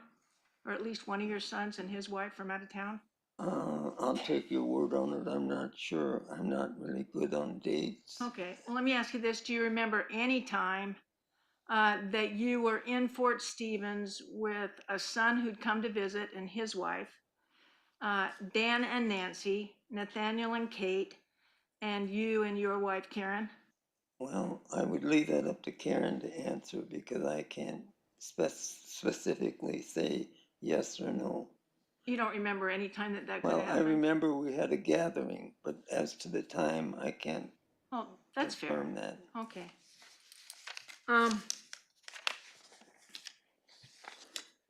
Does your wife own a stun gun? She said she had something, I don't know. One of the gals at the church gave it to her for after some stupid thing happened on the street. She thought she needed some protection. Okay. And do you know whether your grandson owns guns? No, Do you know whether your son, Bill owns a gun? oh, he owned lots of them. He had a collection of pistols. How do you know that? Oh, because I've seen them. But I think in like manner, he sold them all. And you're saying that you had no knowledge that your grandson owned guns? No, He's never shared that with you? no, I don't ask about guns.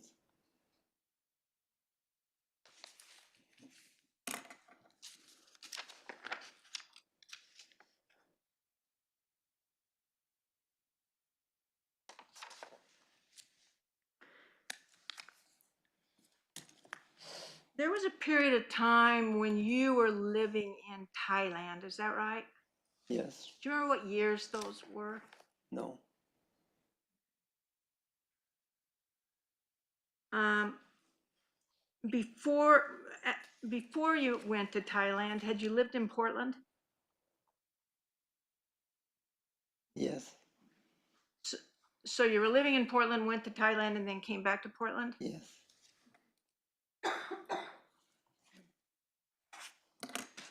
And you do remember that, or you're aware that Ms. Brophy had helped you and your wife figure out the Medicare situation for the two of you. Yes, she did. But you have no memory of her selling life insurance? Well, I don't know. She didn't ever approach us on life insurance, and I decided, and she probably knew I didn't want it because I figured when I die, nobody's going to benefit from it.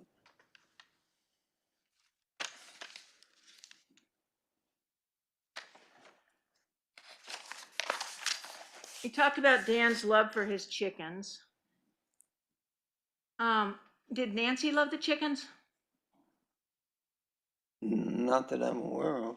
Did Nancy even know how to take care of chickens? I would imagine she does, but if they went out of town, if generally went to either I or Nathaniel to take care of them.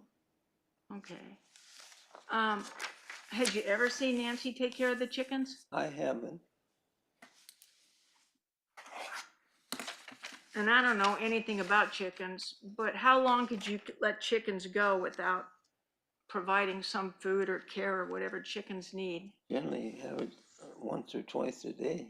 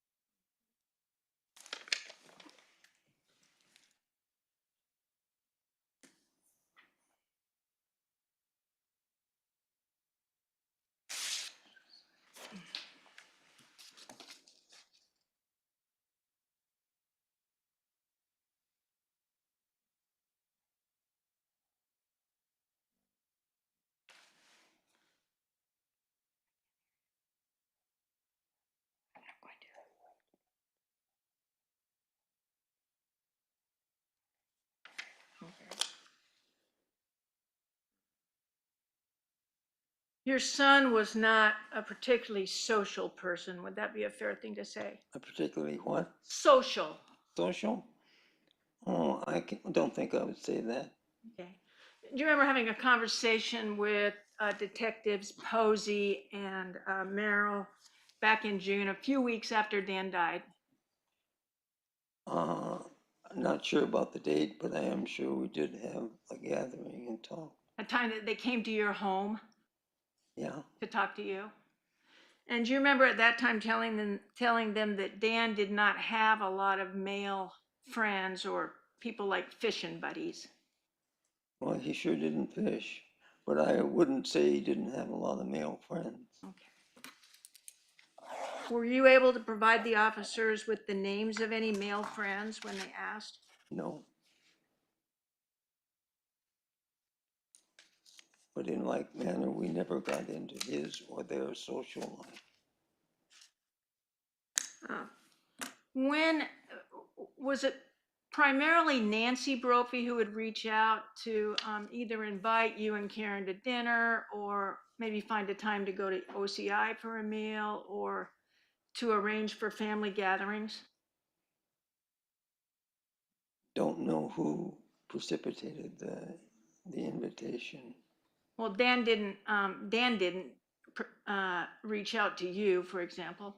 No, not really. I think he used the phone as much as I do. And how much was that? Not at all. Okay. So if the family was going to get together, it was pretty much left to Nancy Brophy and your wife, Karen Brophy, to make those arrangements. That's true. And how often did you guys get together? Do you remember? No, I mean, maybe once a month, once every 2 months. I can't put a date on it. And when that happened, was it typically a meal that you enjoyed together? Typically, Dan making the meal. Okay. Dan making the meal either at Dan and Nancy's house or maybe at your own house? Could be, yeah.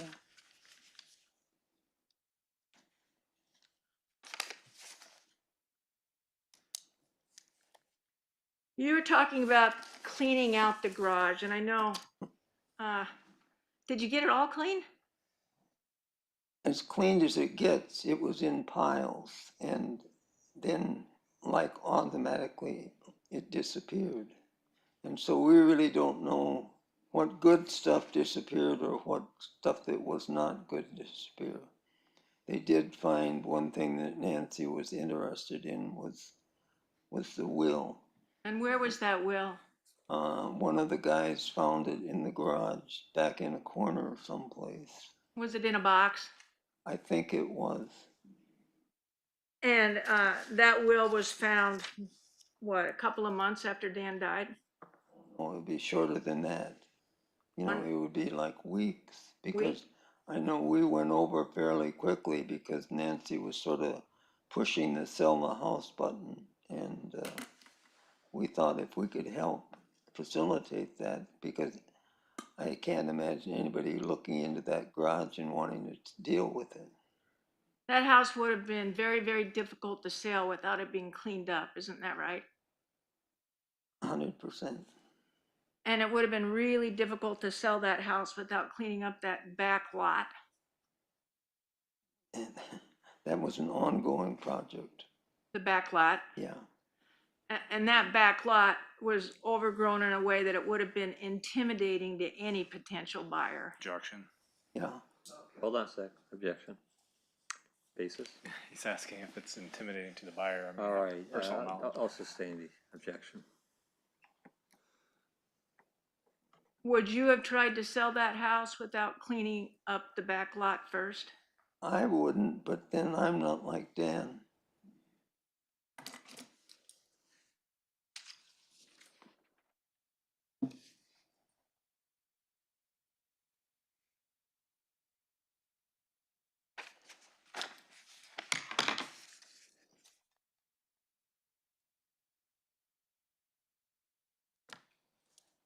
Oh, you talked about a loan, and I think you said this loan had been made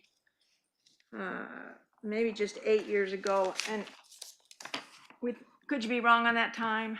Yeah. Okay. Was this a sandwich shop where your grandson worked, Nathaniel? Was what? Did Nathaniel work at the sandwich shop? I am not sure. Was Nancy still running her catering company at the time of the sandwich shop? I think she was. Okay. And I thought the sandwich shop was an addition kind of thing, and that was the reason for the financial need. So the sandwich shop loan would have come before Nancy Brophy and Dan Brophy sold the catering company? I think so.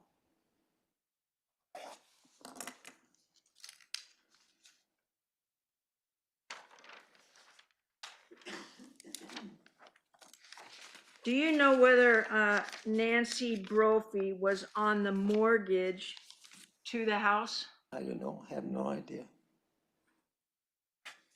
See, we didn't get into their financial affairs at all.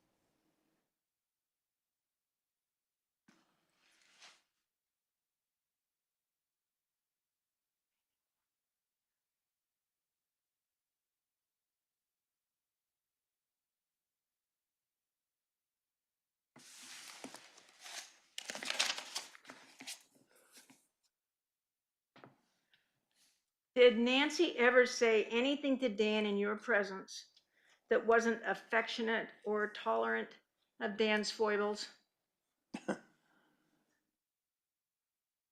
Not specifically. Did you ever hear her criticize him? It would tend to be more about cleanup. Well, who did the cleanup? She did generally. Did Nancy Brophy ever say anything to you and your wife that was short-tempered or unloving? Not specifically, no, not that I can recall.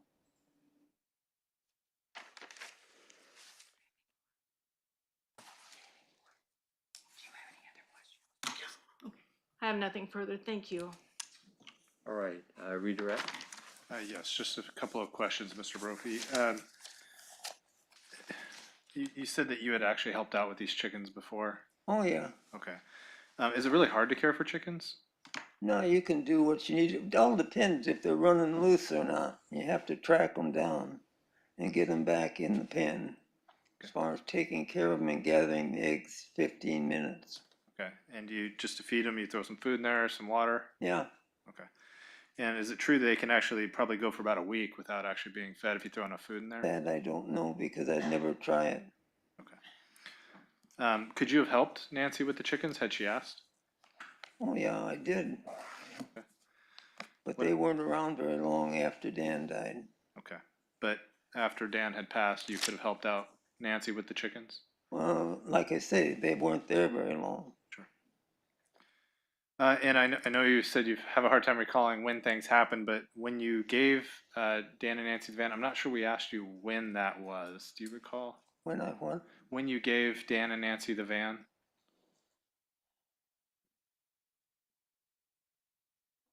All I can do it in terms of years is like 5, 6, 7 years ago.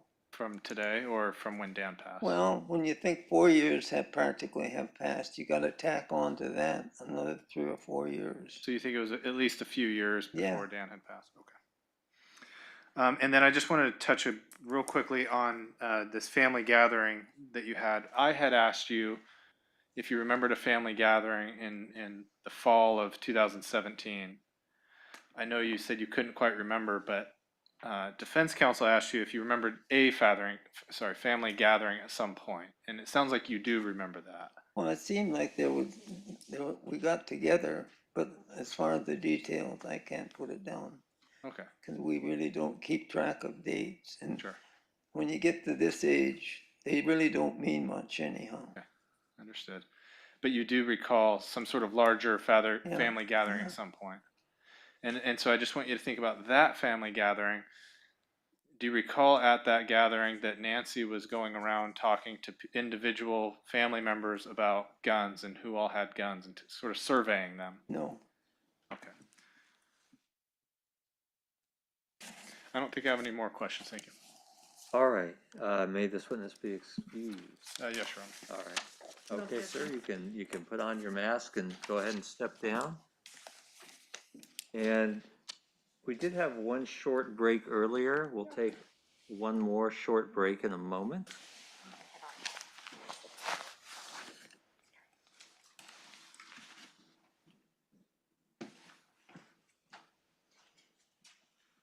Let's take one more 10-minute short break. Why don't you leave the record running, though? When you step off, I have a question for the attorneys. We will leave the record running. I will leave WebEx unmuted. Okay. And let's try to be back on at 3:55, 3:55. Okay, good. roughly. All rise for the jury.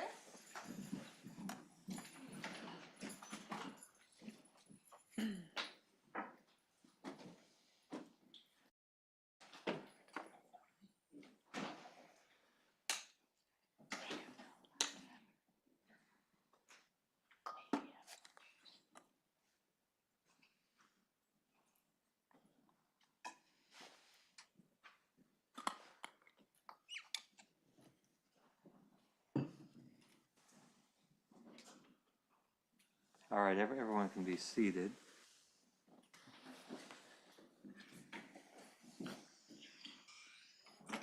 And just for planning purposes, I wanted to find out how many more witnesses the state anticipates calling today. Just one. Okay, and who's that going to be? Karen Brophy. Okay. All right, then we can go off. We can go off the record when you're ready. Thank you. So off record, and I will leave us Seat it all properly.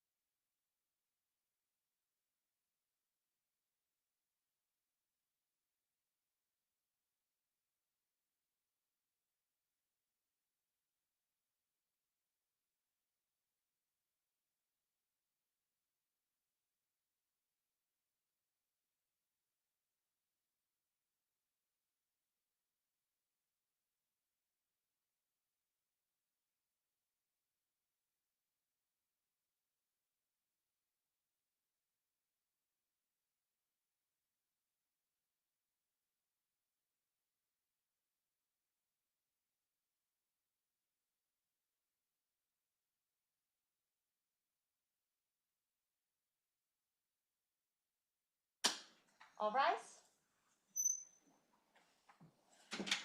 All right, please be seated. And state's next witness. Sure, the state will recall Karen Brophy. All right.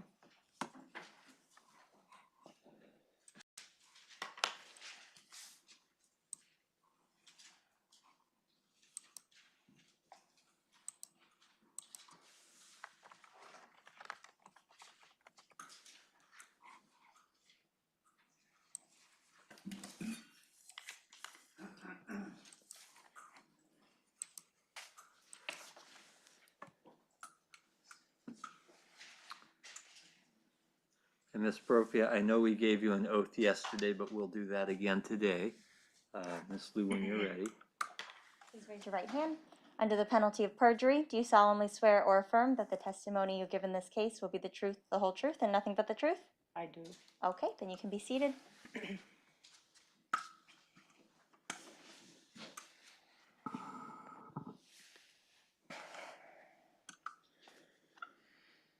And when you're ready, you can take off your mask.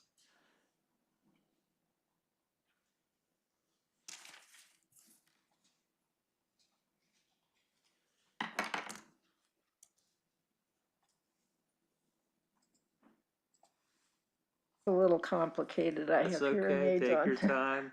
No worries.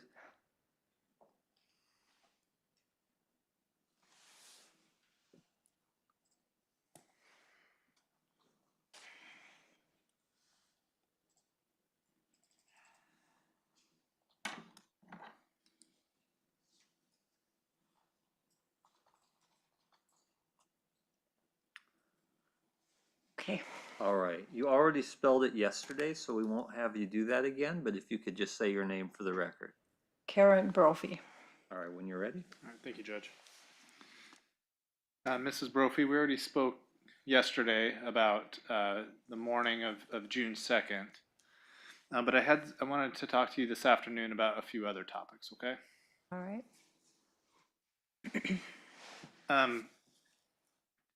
In conversations with Dan and his work, did he ever talk about his future, whether he would like to retire anytime soon, anything like that? I think he and Nancy were beginning to talk about what retirement would be like. Mhm. Did Dan talk to you about that, or did Nancy talk to you about potential plans? I think they both did. Okay. Not extensively, but he talked about perhaps being able to make condiments or that kind of thing as a supplement to retirement. I see. And did they talk about, how far in the future that they were thinking about doing something like that? I don't remember that there was any specific time. No. Was there any sort of plan discussed for how they would reach retirement?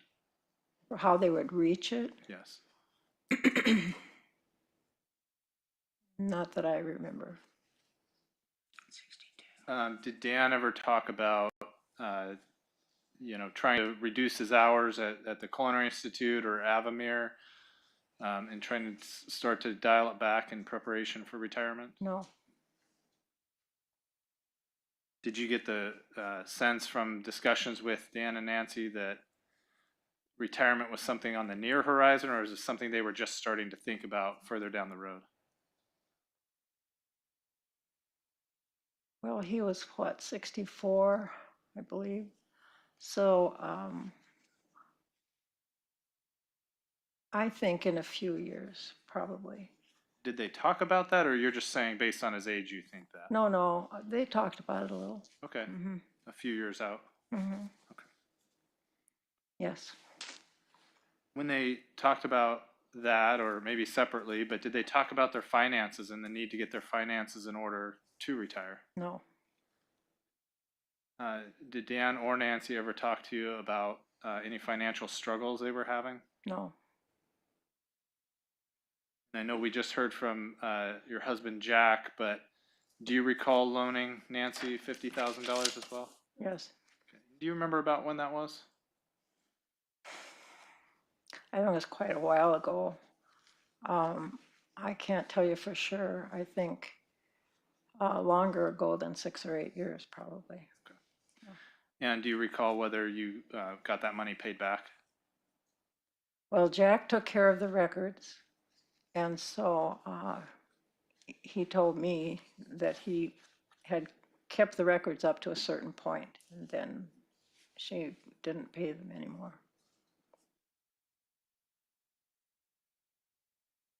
Do you recall Dan and or Nancy discussing wanting to sell their home? Yes. Do you remember when they started discussing selling their home?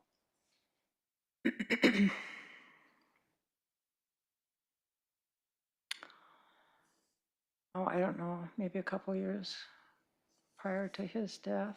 A couple of years. Couple years.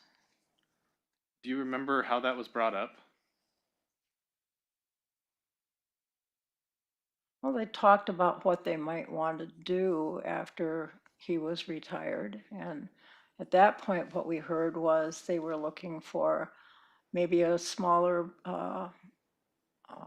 plot of land outside of Portland where he could have a big garden and all the chickens he wanted and that kind of thing. And that would be it. That would be Dan's ideal retirement, I think. What about a condo downtown? Does that sound like something Dan would want? No, doesn't. When in the context in which they first brought up selling the house, was it more of the context of if and when we look forward to retirement, that's something that I would like to have? I'm sorry, repeat it. Yeah, I'll rephrase it actually a little bit. When they're first talking about the idea of selling their home, did it sound to you more or less like it was them saying what they would like to have, like what they would like their retirement to look like, as opposed to an actual plan? Yes, I'd say so. Okay. Mhm. You said that was maybe a couple years prior to Dan's death. As it got closer, so maybe sometime in 2018, early 2018, do you recall Dan and or Nancy sort of talking about it more? Talking about selling the house? Nancy did. And do you remember what kind of things she was saying as far as wanting to sell the house? About wanting to sell a house? Yeah, or did she say she wanted to sell the house? Yes. Yeah. Did she talk about it more frequently? Yes. Was she saying at that point what it is that she would have liked to have done? Where she'd like to move? No, not really. Did you get the impression that Dan wanted to sell the house at that point?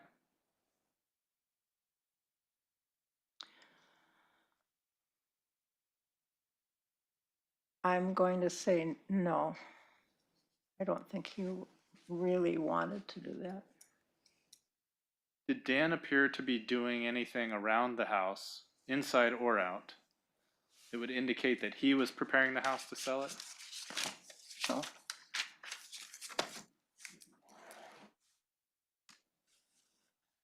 Well, he might have been trying to work on the backyard a little bit, but that probably was the extent of it. In your opinion, did Dan seem content with his life? I think Dan was. I think basically he really was a very unusual person and very intelligent, knew a lot about a lot of things. He'd been an avid reader his whole life. Even as a child, he would go out, the other kids would go out to play, and Dan would be out there about 10 minutes and back in his room reading. And you rarely saw Dan without a book if he was traveling or whatever, or sometimes just coming over for dinner. He'd have a book or grades to do for school. Or, And I don't want to simplify Dan as a person, but outside of cooking and gardening and uh, things like that, working around his own home, did he have any other hobbies?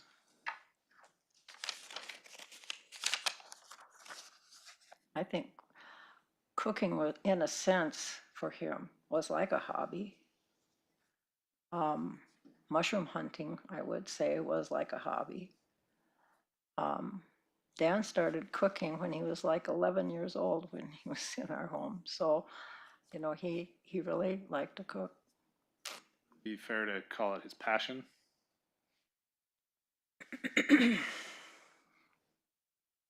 Well, one passion. I think he had several. We've already sort of heard that Dan really wasn't a fisherman necessarily. No. A golfer, anything No. like that. What about sports? Was he really into sports? I don't think he was until maybe the year before he passed away. And Nancy said to me, and she had about three times that year, that Dan had changed. But on the third time, she said to me, all he wants to do is lie on the couch and watch sports. That was not like Dan. It really wasn't. And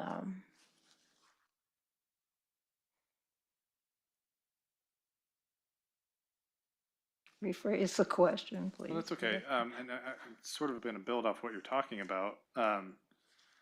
When she said that he just liked to lay on the couch and watch sports, you said that wasn't like Dan. That wasn't Meaning like Dan. you didn't believe her, or that you thought, or you What I believed her? said to her was, I knew he was working 2 jobs. And I said to her, he's over 60. I said, maybe he's just tired, Nancy. And I don't remember how she answered me, but that's what I said to her. Maybe he's just tired. Okay. So it's not that you didn't believe her that that's what he was doing. You're just saying that didn't sound like him. That's right. That's right. Did Dan talk about his sort of newfound interest in watching sports? No. Did you observe him watching sports on television more than he normally would? No.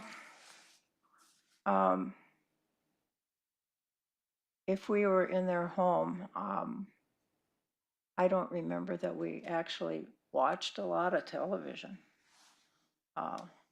We were there for dinner, usually in the evening, and it was family conversation around the table, and that was pretty much it. So this information about Dan changing, watching more sports, is that just coming from Nancy? Yes. You said that went back about a year?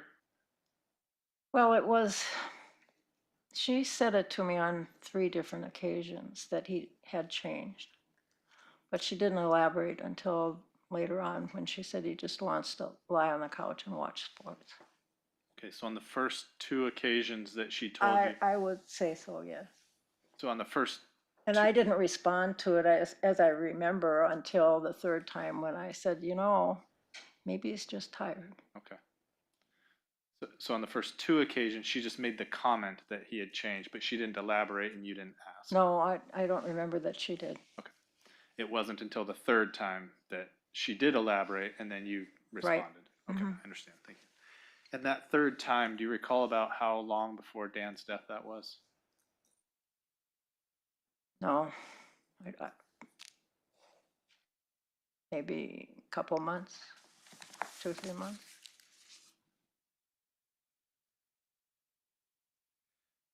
Besides Nancy making a comment about Dan changing, did she make, and this, I guess, going back as far as you want, not just during those times, did she ever make any comments about the relationship?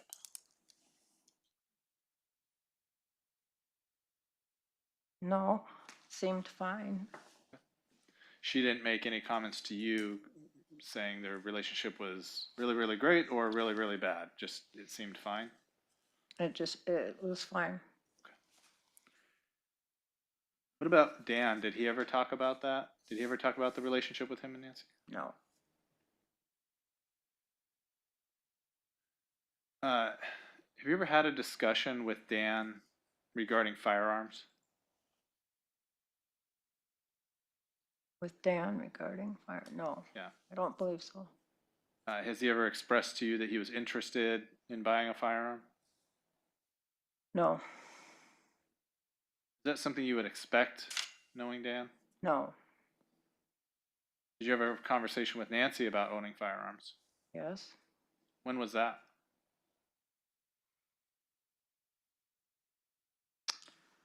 Oh, I don't know. If it was a year.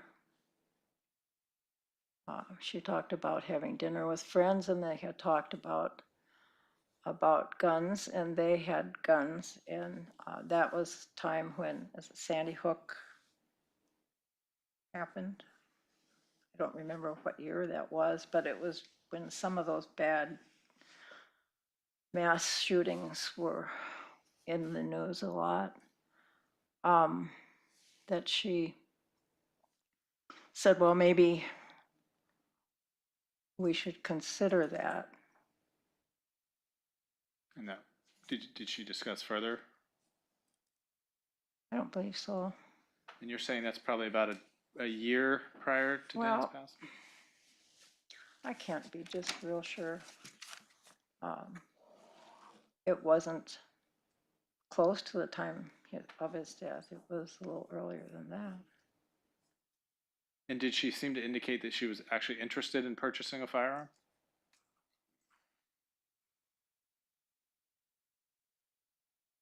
Well, she was considering it. Okay.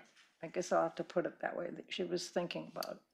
That And I was- think she said they were thinking about it. But Dan had never said anything like that to us. Sure. And Nancy was saying this in response to the Sandy Hook school shooting or some sort of school shooting? Some sort of the terrible things that we hear on the news, where a lot of people are killed. Okay. Children are killed. Anytime after that, did she ever discuss guns with you? I don't think so. Do you recall a family gathering that you were a part of where Nancy was talking to everyone about firearms? You know, I don't. And I'm not sure what large family gathering we're talking about either. Possibly late 2017? Maybe in the fall?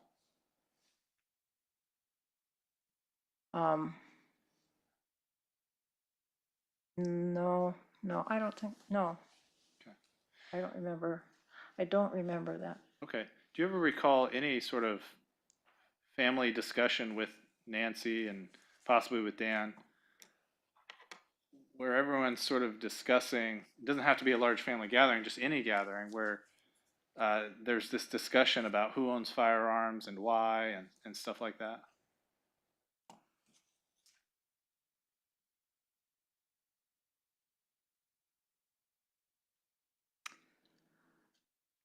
I don't think so. When Nancy talked about the possibility of being interested in a firearm, did she talk about what kind of gun or how she would go No, about purchasing one? No.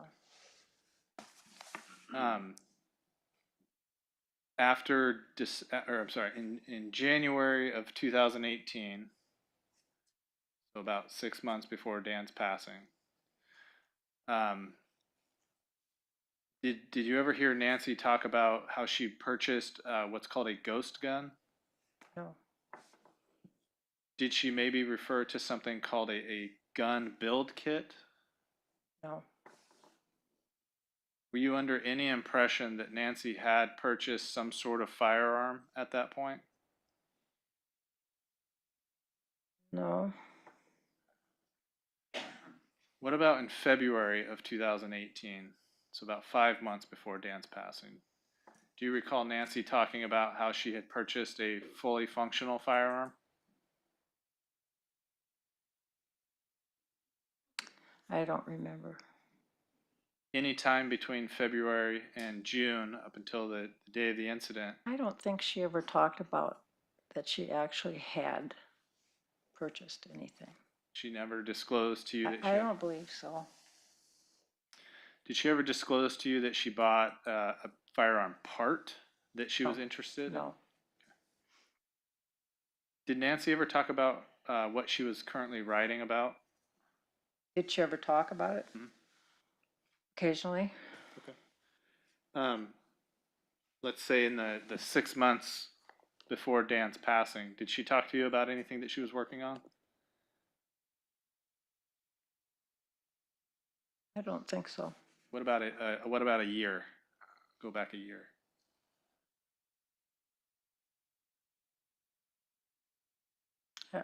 No, I don't think so.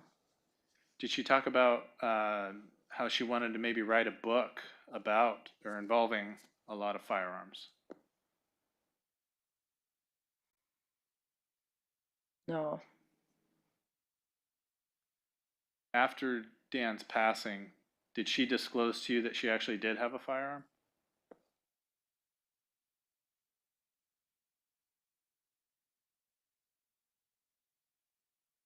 I don't think so.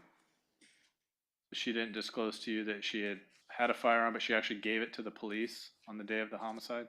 Oh, yes, that's She true. did tell you. That's true, yes. Do you remember how far after Dan's passing she told you that?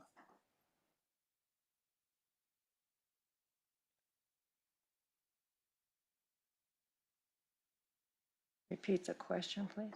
Yes, using June 2nd, 2018 as a reference point. Okay. Do you remember how far after that it was that she told you that she had a gun and that she gave it to the police? Oh, probably just a few days, And you heard that from her, not from somebody else? yes. Okay. Did you ask her about that? I mean, were you surprised that she had a gun?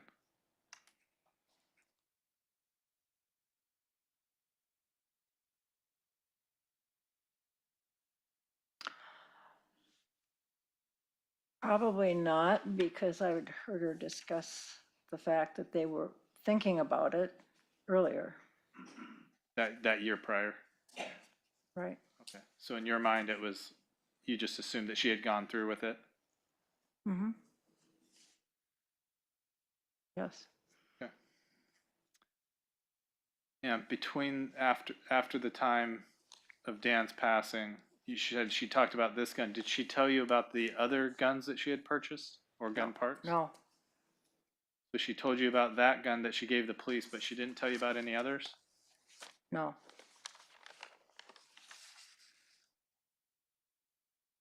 Have you ever been to Nancy's storage unit, the public storage unit? no, You haven't helped her take anything over there? Or anything? no.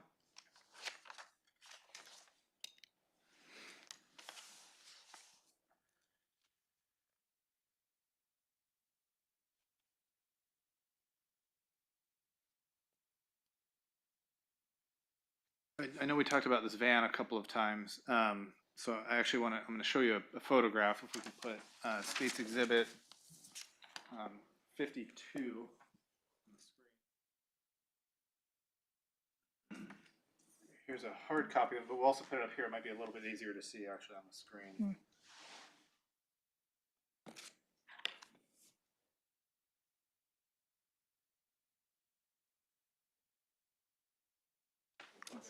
Yes.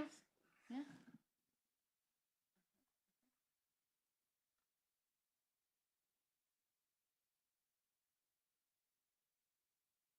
There we go. Mm-hmm. Do you recognize that van? Yes, Is that the van that you gave Dan and Nancy? it appears to be, yes. Do you recognize the person that appears to be driving that vehicle? Yes, Who do you think that is? sure looks like Nancy.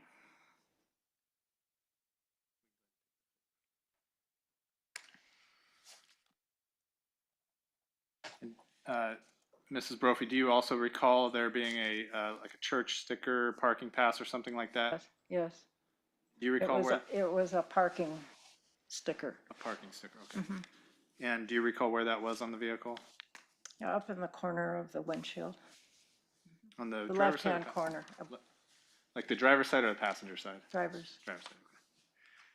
And then do you also remember the gouge, or I forgot what Jack called it, but the damage to the back on Right. the driver's side? Because I think I asked about it one time, you know, what happened here? Yeah. Okay.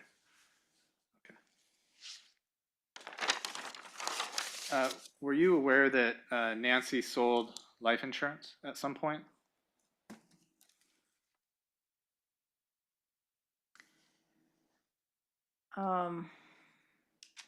I knew she was selling insurance. At one time I knew it was pretty much strictly Medicare, but earlier than that, I'm, I'm really not sure what kind of insurance she was selling. Okay. And it sounds like she helped you and Jack with your Medicare. She did. Okay.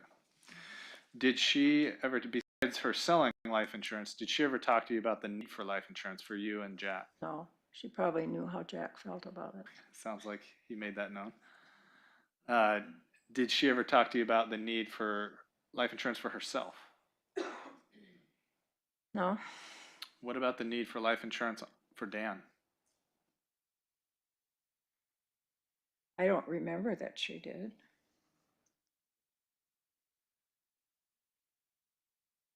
After Dan passed, did Nancy ever talk about her attempting to collect life insurance?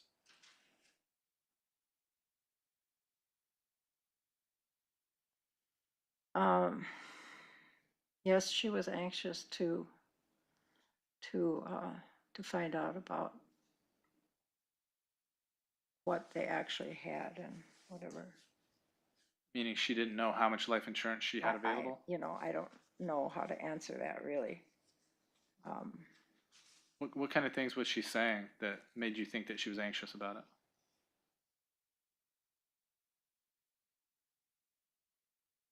It's just that she hoped that they would, you know, pay off.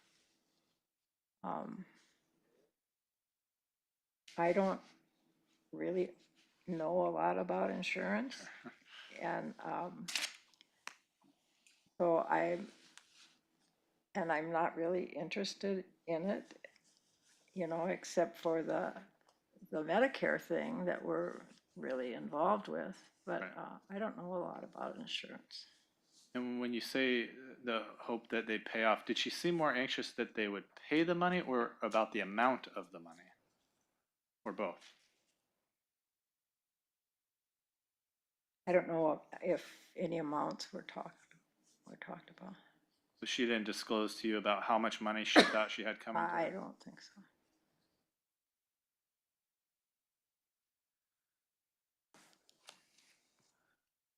Did you also help out at the house after Dan's passing and help to get Well, it I ready was to sell? in the driveway when they were cleaning the garage. And what I saw mostly was straw. Okay. I think there was a refrigerator in there. That was right on the left-hand side of the garage. There was a space, and then there was a wall or partial wall in that garage. So the straw and whatever was in the front part of that, and it was kind of had several different areas in the garage. Okay. And in the house, was Nancy in the process of trying to get things out of the house as well? She was. We volunteered help several times, but she didn't want the help from us. And so I knew that I wasn't able to move around the way I had been before. And she did ask me one time to come and help her. And there was somebody else in the room, and I don't remember who it was, sort out some of the files on insurances and that kind of thing in the room that Dan had as his office originally. Then at some point, Nancy took that room over for her larger office.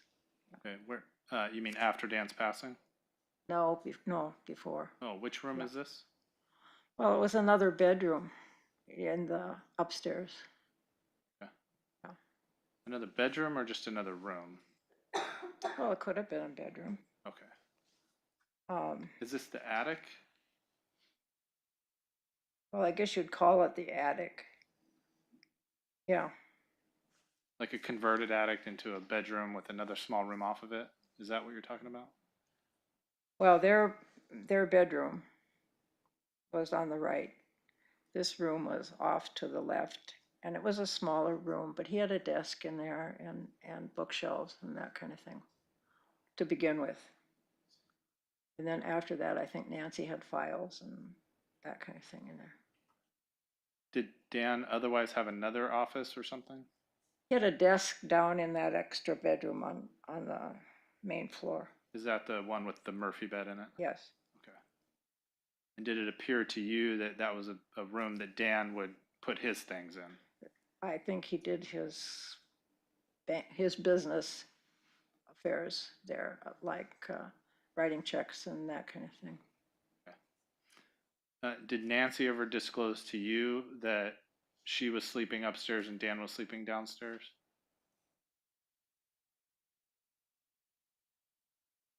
I don't think so.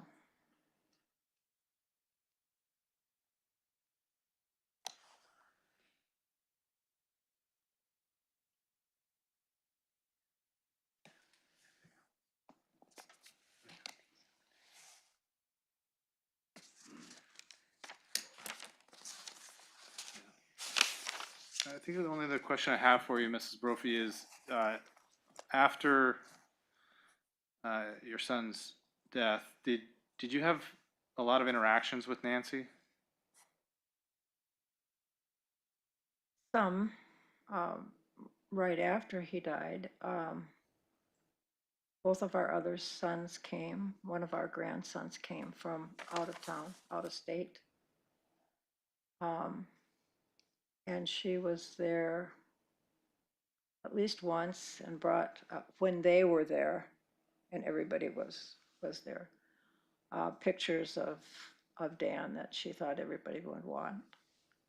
And there were pictures that were produced, I believe, by the school.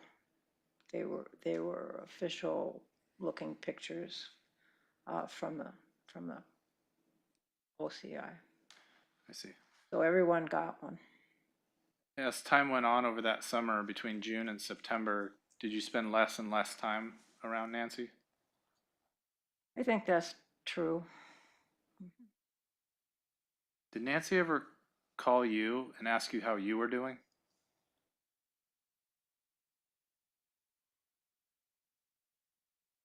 I don't think so. No further questions. Cross-examination? Good afternoon, Mrs. Brophy. Did Nancy come to your house at about noon on the day that Dan died? I don't remember that at all. You don't remember her I coming? do not. Oh, So did you talk to Nancy at all on the day that your son died, besides on the telephone, that you remember? no. I was pretty much out of it. I can imagine. And I would also imagine you were shocked, things were blurry, and it was just generally a pretty confusing and overwhelming day. Absolutely. He was my son. I understand. And that probably just went on and on. Is that right? That feeling of just, I really think that was probably true that day. We didn't see Nancy again until Sunday morning. now counsel asked you whether the time that you had contact with Nancy became less as the summer went on, and you said yes, that was true. Mhm. About 2 weeks after your son died, Nancy Brophy's brother died. Is that right? That's right. And Nancy Brophy found out that she had been made the executor of her brother's will. That's right. So as she was scrambling to deal with things, just the aftermath of Dan's life ending, she also had to travel to Texas to try to work things out after her brother died. Is that right? Right. And would that explain why maybe you guys were seeing less of each other as she was dealing not just with Dan's death, but her brother's death? Well, she was busy getting rid of things in the house, Okay.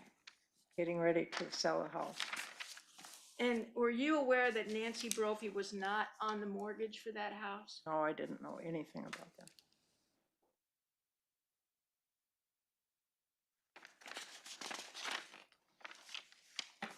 Do you know whether your grandson would have driven Dan's chickens to a farm where Nancy Brophy's friend, a farm that Nancy Brophy's friend owned? Do you remember Nathaniel doing that? Well, not directly. Did you hear about it? If you didn't, that's okay. I'm not sure that I did. I knew they disappeared quickly, Okay.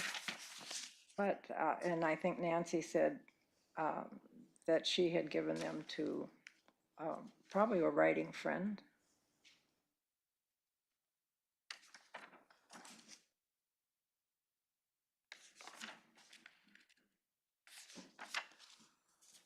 Did your son ever tell you that guns were sometimes involved in mushroom hunting encounters?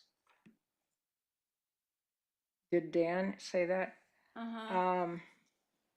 Probably.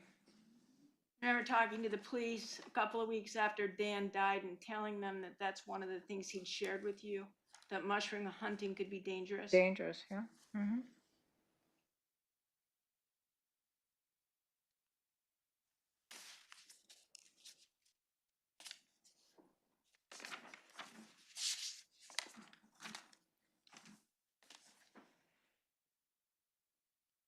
Did you know any of Dan's male friends?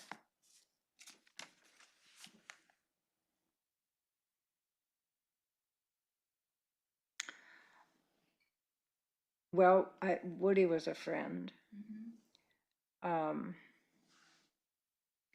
He also had a friend who was an Ethiopian man that he kept track of and would have coffee with occasionally. And I don't remember his name. Okay. I should, but I don't remember his name. I think Dan was content without having a lot of friends. He enjoyed time on his own He as did. much as he He enjoyed did, yes. time with others. And in fact, when Dan would go mushroom hunting, more often than not, he would go by himself. Yes.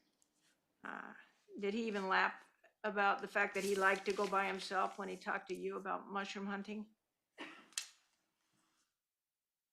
Well, I don't know that he did that, but Well, yeah.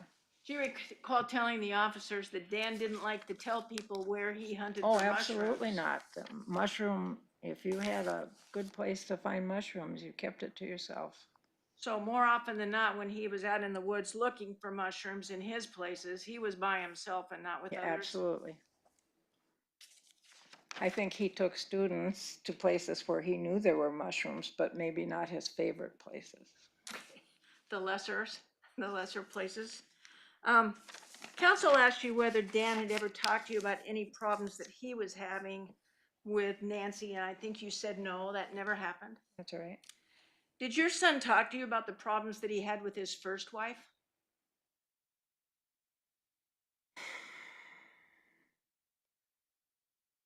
Boy, that's a whole different story. Tell me about it. Well, I'm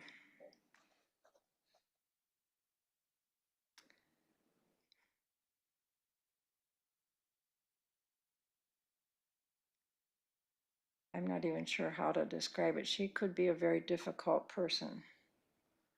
And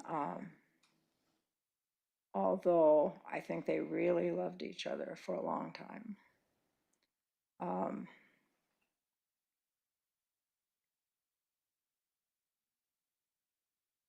but at one time I remember they'd had some kind of problem, and I don't remember. But I remember talking to him on the telephone.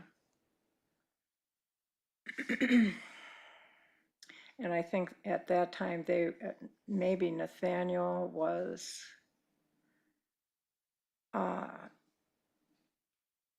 enrolled at Oregon Episcopal School, and so they knew the priest there. So I said to Dan, does the priest know Perla well? And he said, well, he's seen her happy, he's seen her sad, but he hasn't seen her crazy.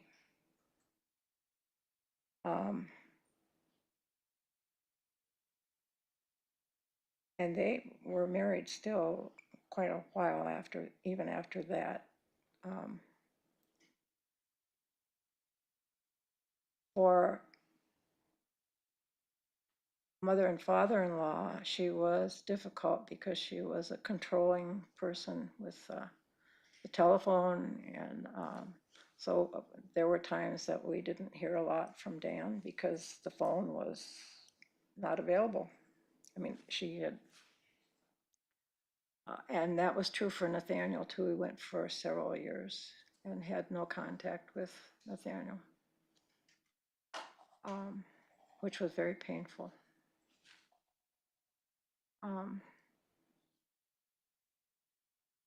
So it was pretty rocky.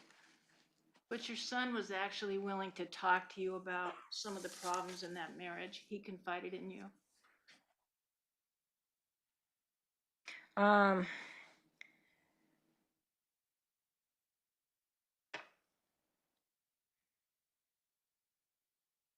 No, he really didn't confide any real personal things. No.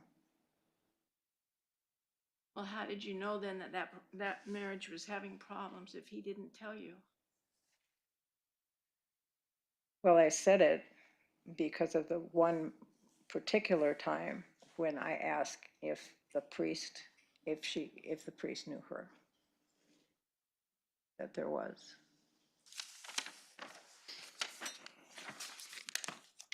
They had had an agreement, two of them. They got married early. Jack married them in Kansas City. And it was before Dan started college. And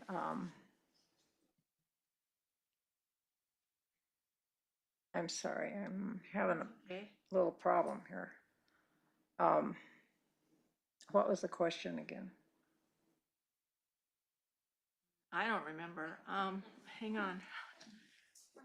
You wanted to, I think you kind of started on your own and you said, and wanted to talk about it. Oh, okay. So they had an agreement that she would help put him through college. And then he would help her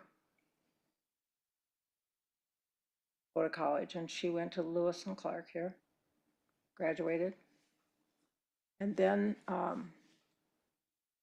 she was going to see that he could go to medical school. That never happened because then she decided she wanted to go to law school. And she went to law school in Salem and graduated, and then got a job sacking groceries. Sacking groceries?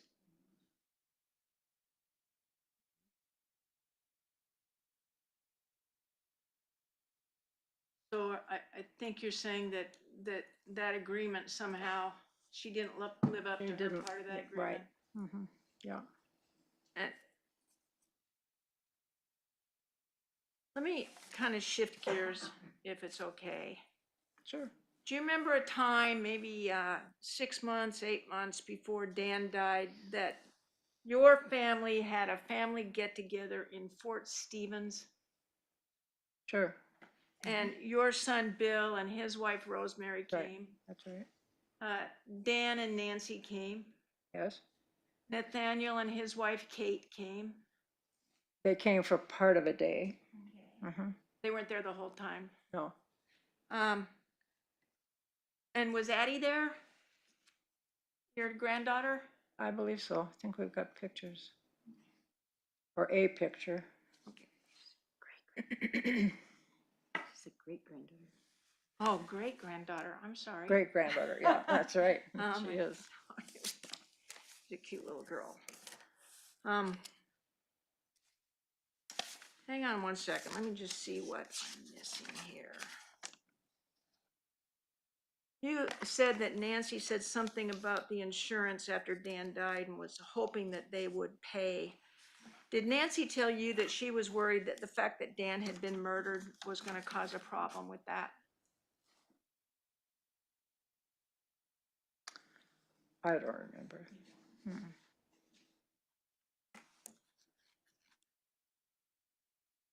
Something she wanted me to ask.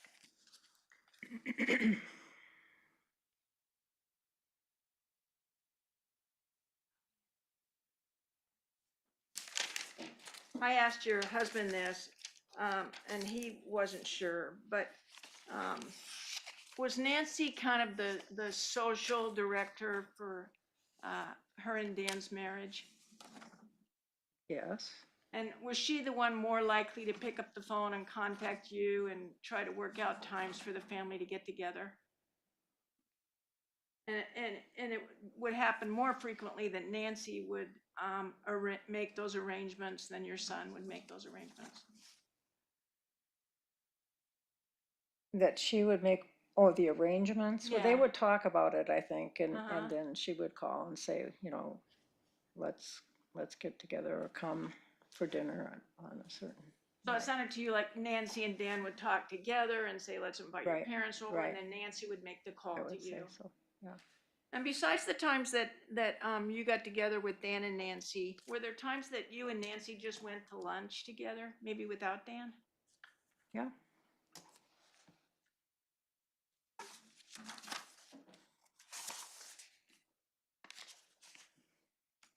Over the years that you watched the marriage between your son and Nancy Brophy, did you get the impression that Nancy Brophy gave your son room to be himself?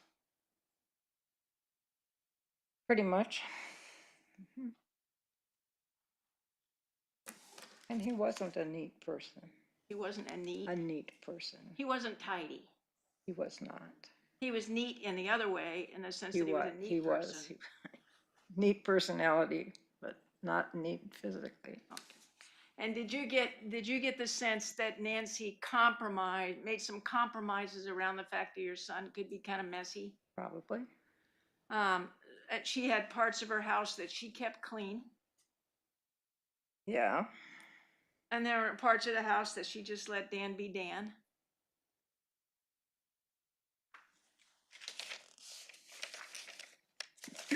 Well, that would have been maybe the basement. I think the kitchen, as far as I was concerned, was kind of a two-person deal. Yeah. But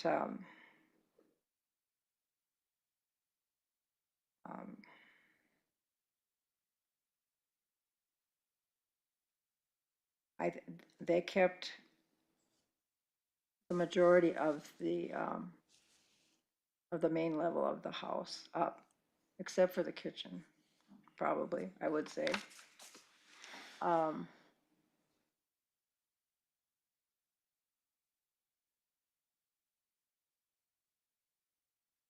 The upstairs bedroom was okay. And when Susan was there, that room, I never did see it when Susan was living there, but it was a nice room, and Dan had a desk over in the corner that he worked on. And there was that Murphy bed in there, yeah. You observed that Nancy gave your son room to be himself, but your son also gave Nancy Brophy room to be herself, didn't he?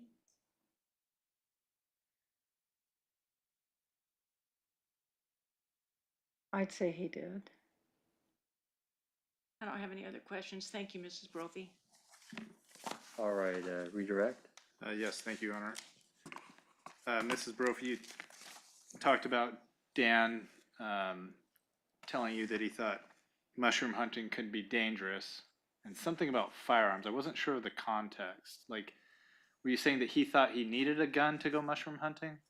No, Okay, what were you? no, he did not. But he knew that that was a fact. Like That some some people. people have carried guns because of the fact that they had special places that they wanted to mushroom hunt. And so they defended those areas. And Dan, is it under your impression that Dan had some of those special places that he wouldn't tell people about? Oh, absolutely. But he didn't feel the need to carry a firearm to defend No. himself? Dan wasn't a gun person, No. Uh, and I didn't have a stun gun. what did you have? It's been A a little point. taser Okay, a little taser. Yeah. Did somebody give that to you? that I'm scared to death of. I don't even want to take it out. I took it out of the box once and looked at it, and I thought I'd never know what to do with it anyway, so. So, based on that response, I'm going to say it's safe to say you don't own a firearm? No. Defense counsel was asking you about how Nancy was feeling or something about insurance not paying out or something like that. And we talked about that a little bit. But did Nancy tell you she was a beneficiary of and actually beginning to collect on a workers' comp claim?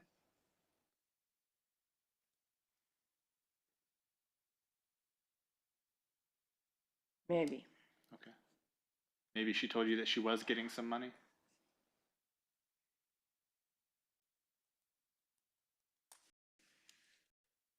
I'm trying to remember. There was something that associated with the school, so I'm assuming that's what it was. Okay. Meaning she told you that she might be getting some money Right. for something associated with the school? Right. Did she tell you she was actually collecting that money? I don't know.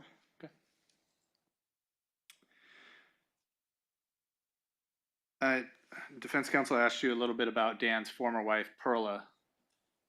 Is that Perla Stillwater? Is that a yes? Shaking your head up and down. Yes. Okay. You said that they seemed to be in love. At some point, there seemed to be a problem. But how did that marriage end? They were finally divorced. They divorced? They did. So it didn't end in Perla passing away? It didn't end No, because she passed away fairly recently. recently. So although they seemed to have a loving marriage, that marriage ended in divorce. Yes. Defense counsel asked you if you had heard about Perla being controlling, or I think you mentioned something about Perla being controlling. Have you ever heard Nancy being referred to as management of their home? Probably. Okay. And just a final question here. It sounds like the defense counsel asked you if you knew that Nancy was not on the mortgage of the home. I don't know anything about that. Okay. Were you aware that she was actually on the deed and not on the mortgage? No. Okay. And that she had actually just recently been added to the deed and entitled to the No. home? Okay. I have no further questions. All right, you can step down, Ms. Brophy, and we will be done for the day. Just a reminder to the jury, we're not in session tomorrow, so again, please don't talk about the case with anyone. We'll resume again on Monday, same time. Ms. Liu will let you know when to report. Okay, we will go on past and I will go ahead and mute, end the WebEx. All rise for the jury.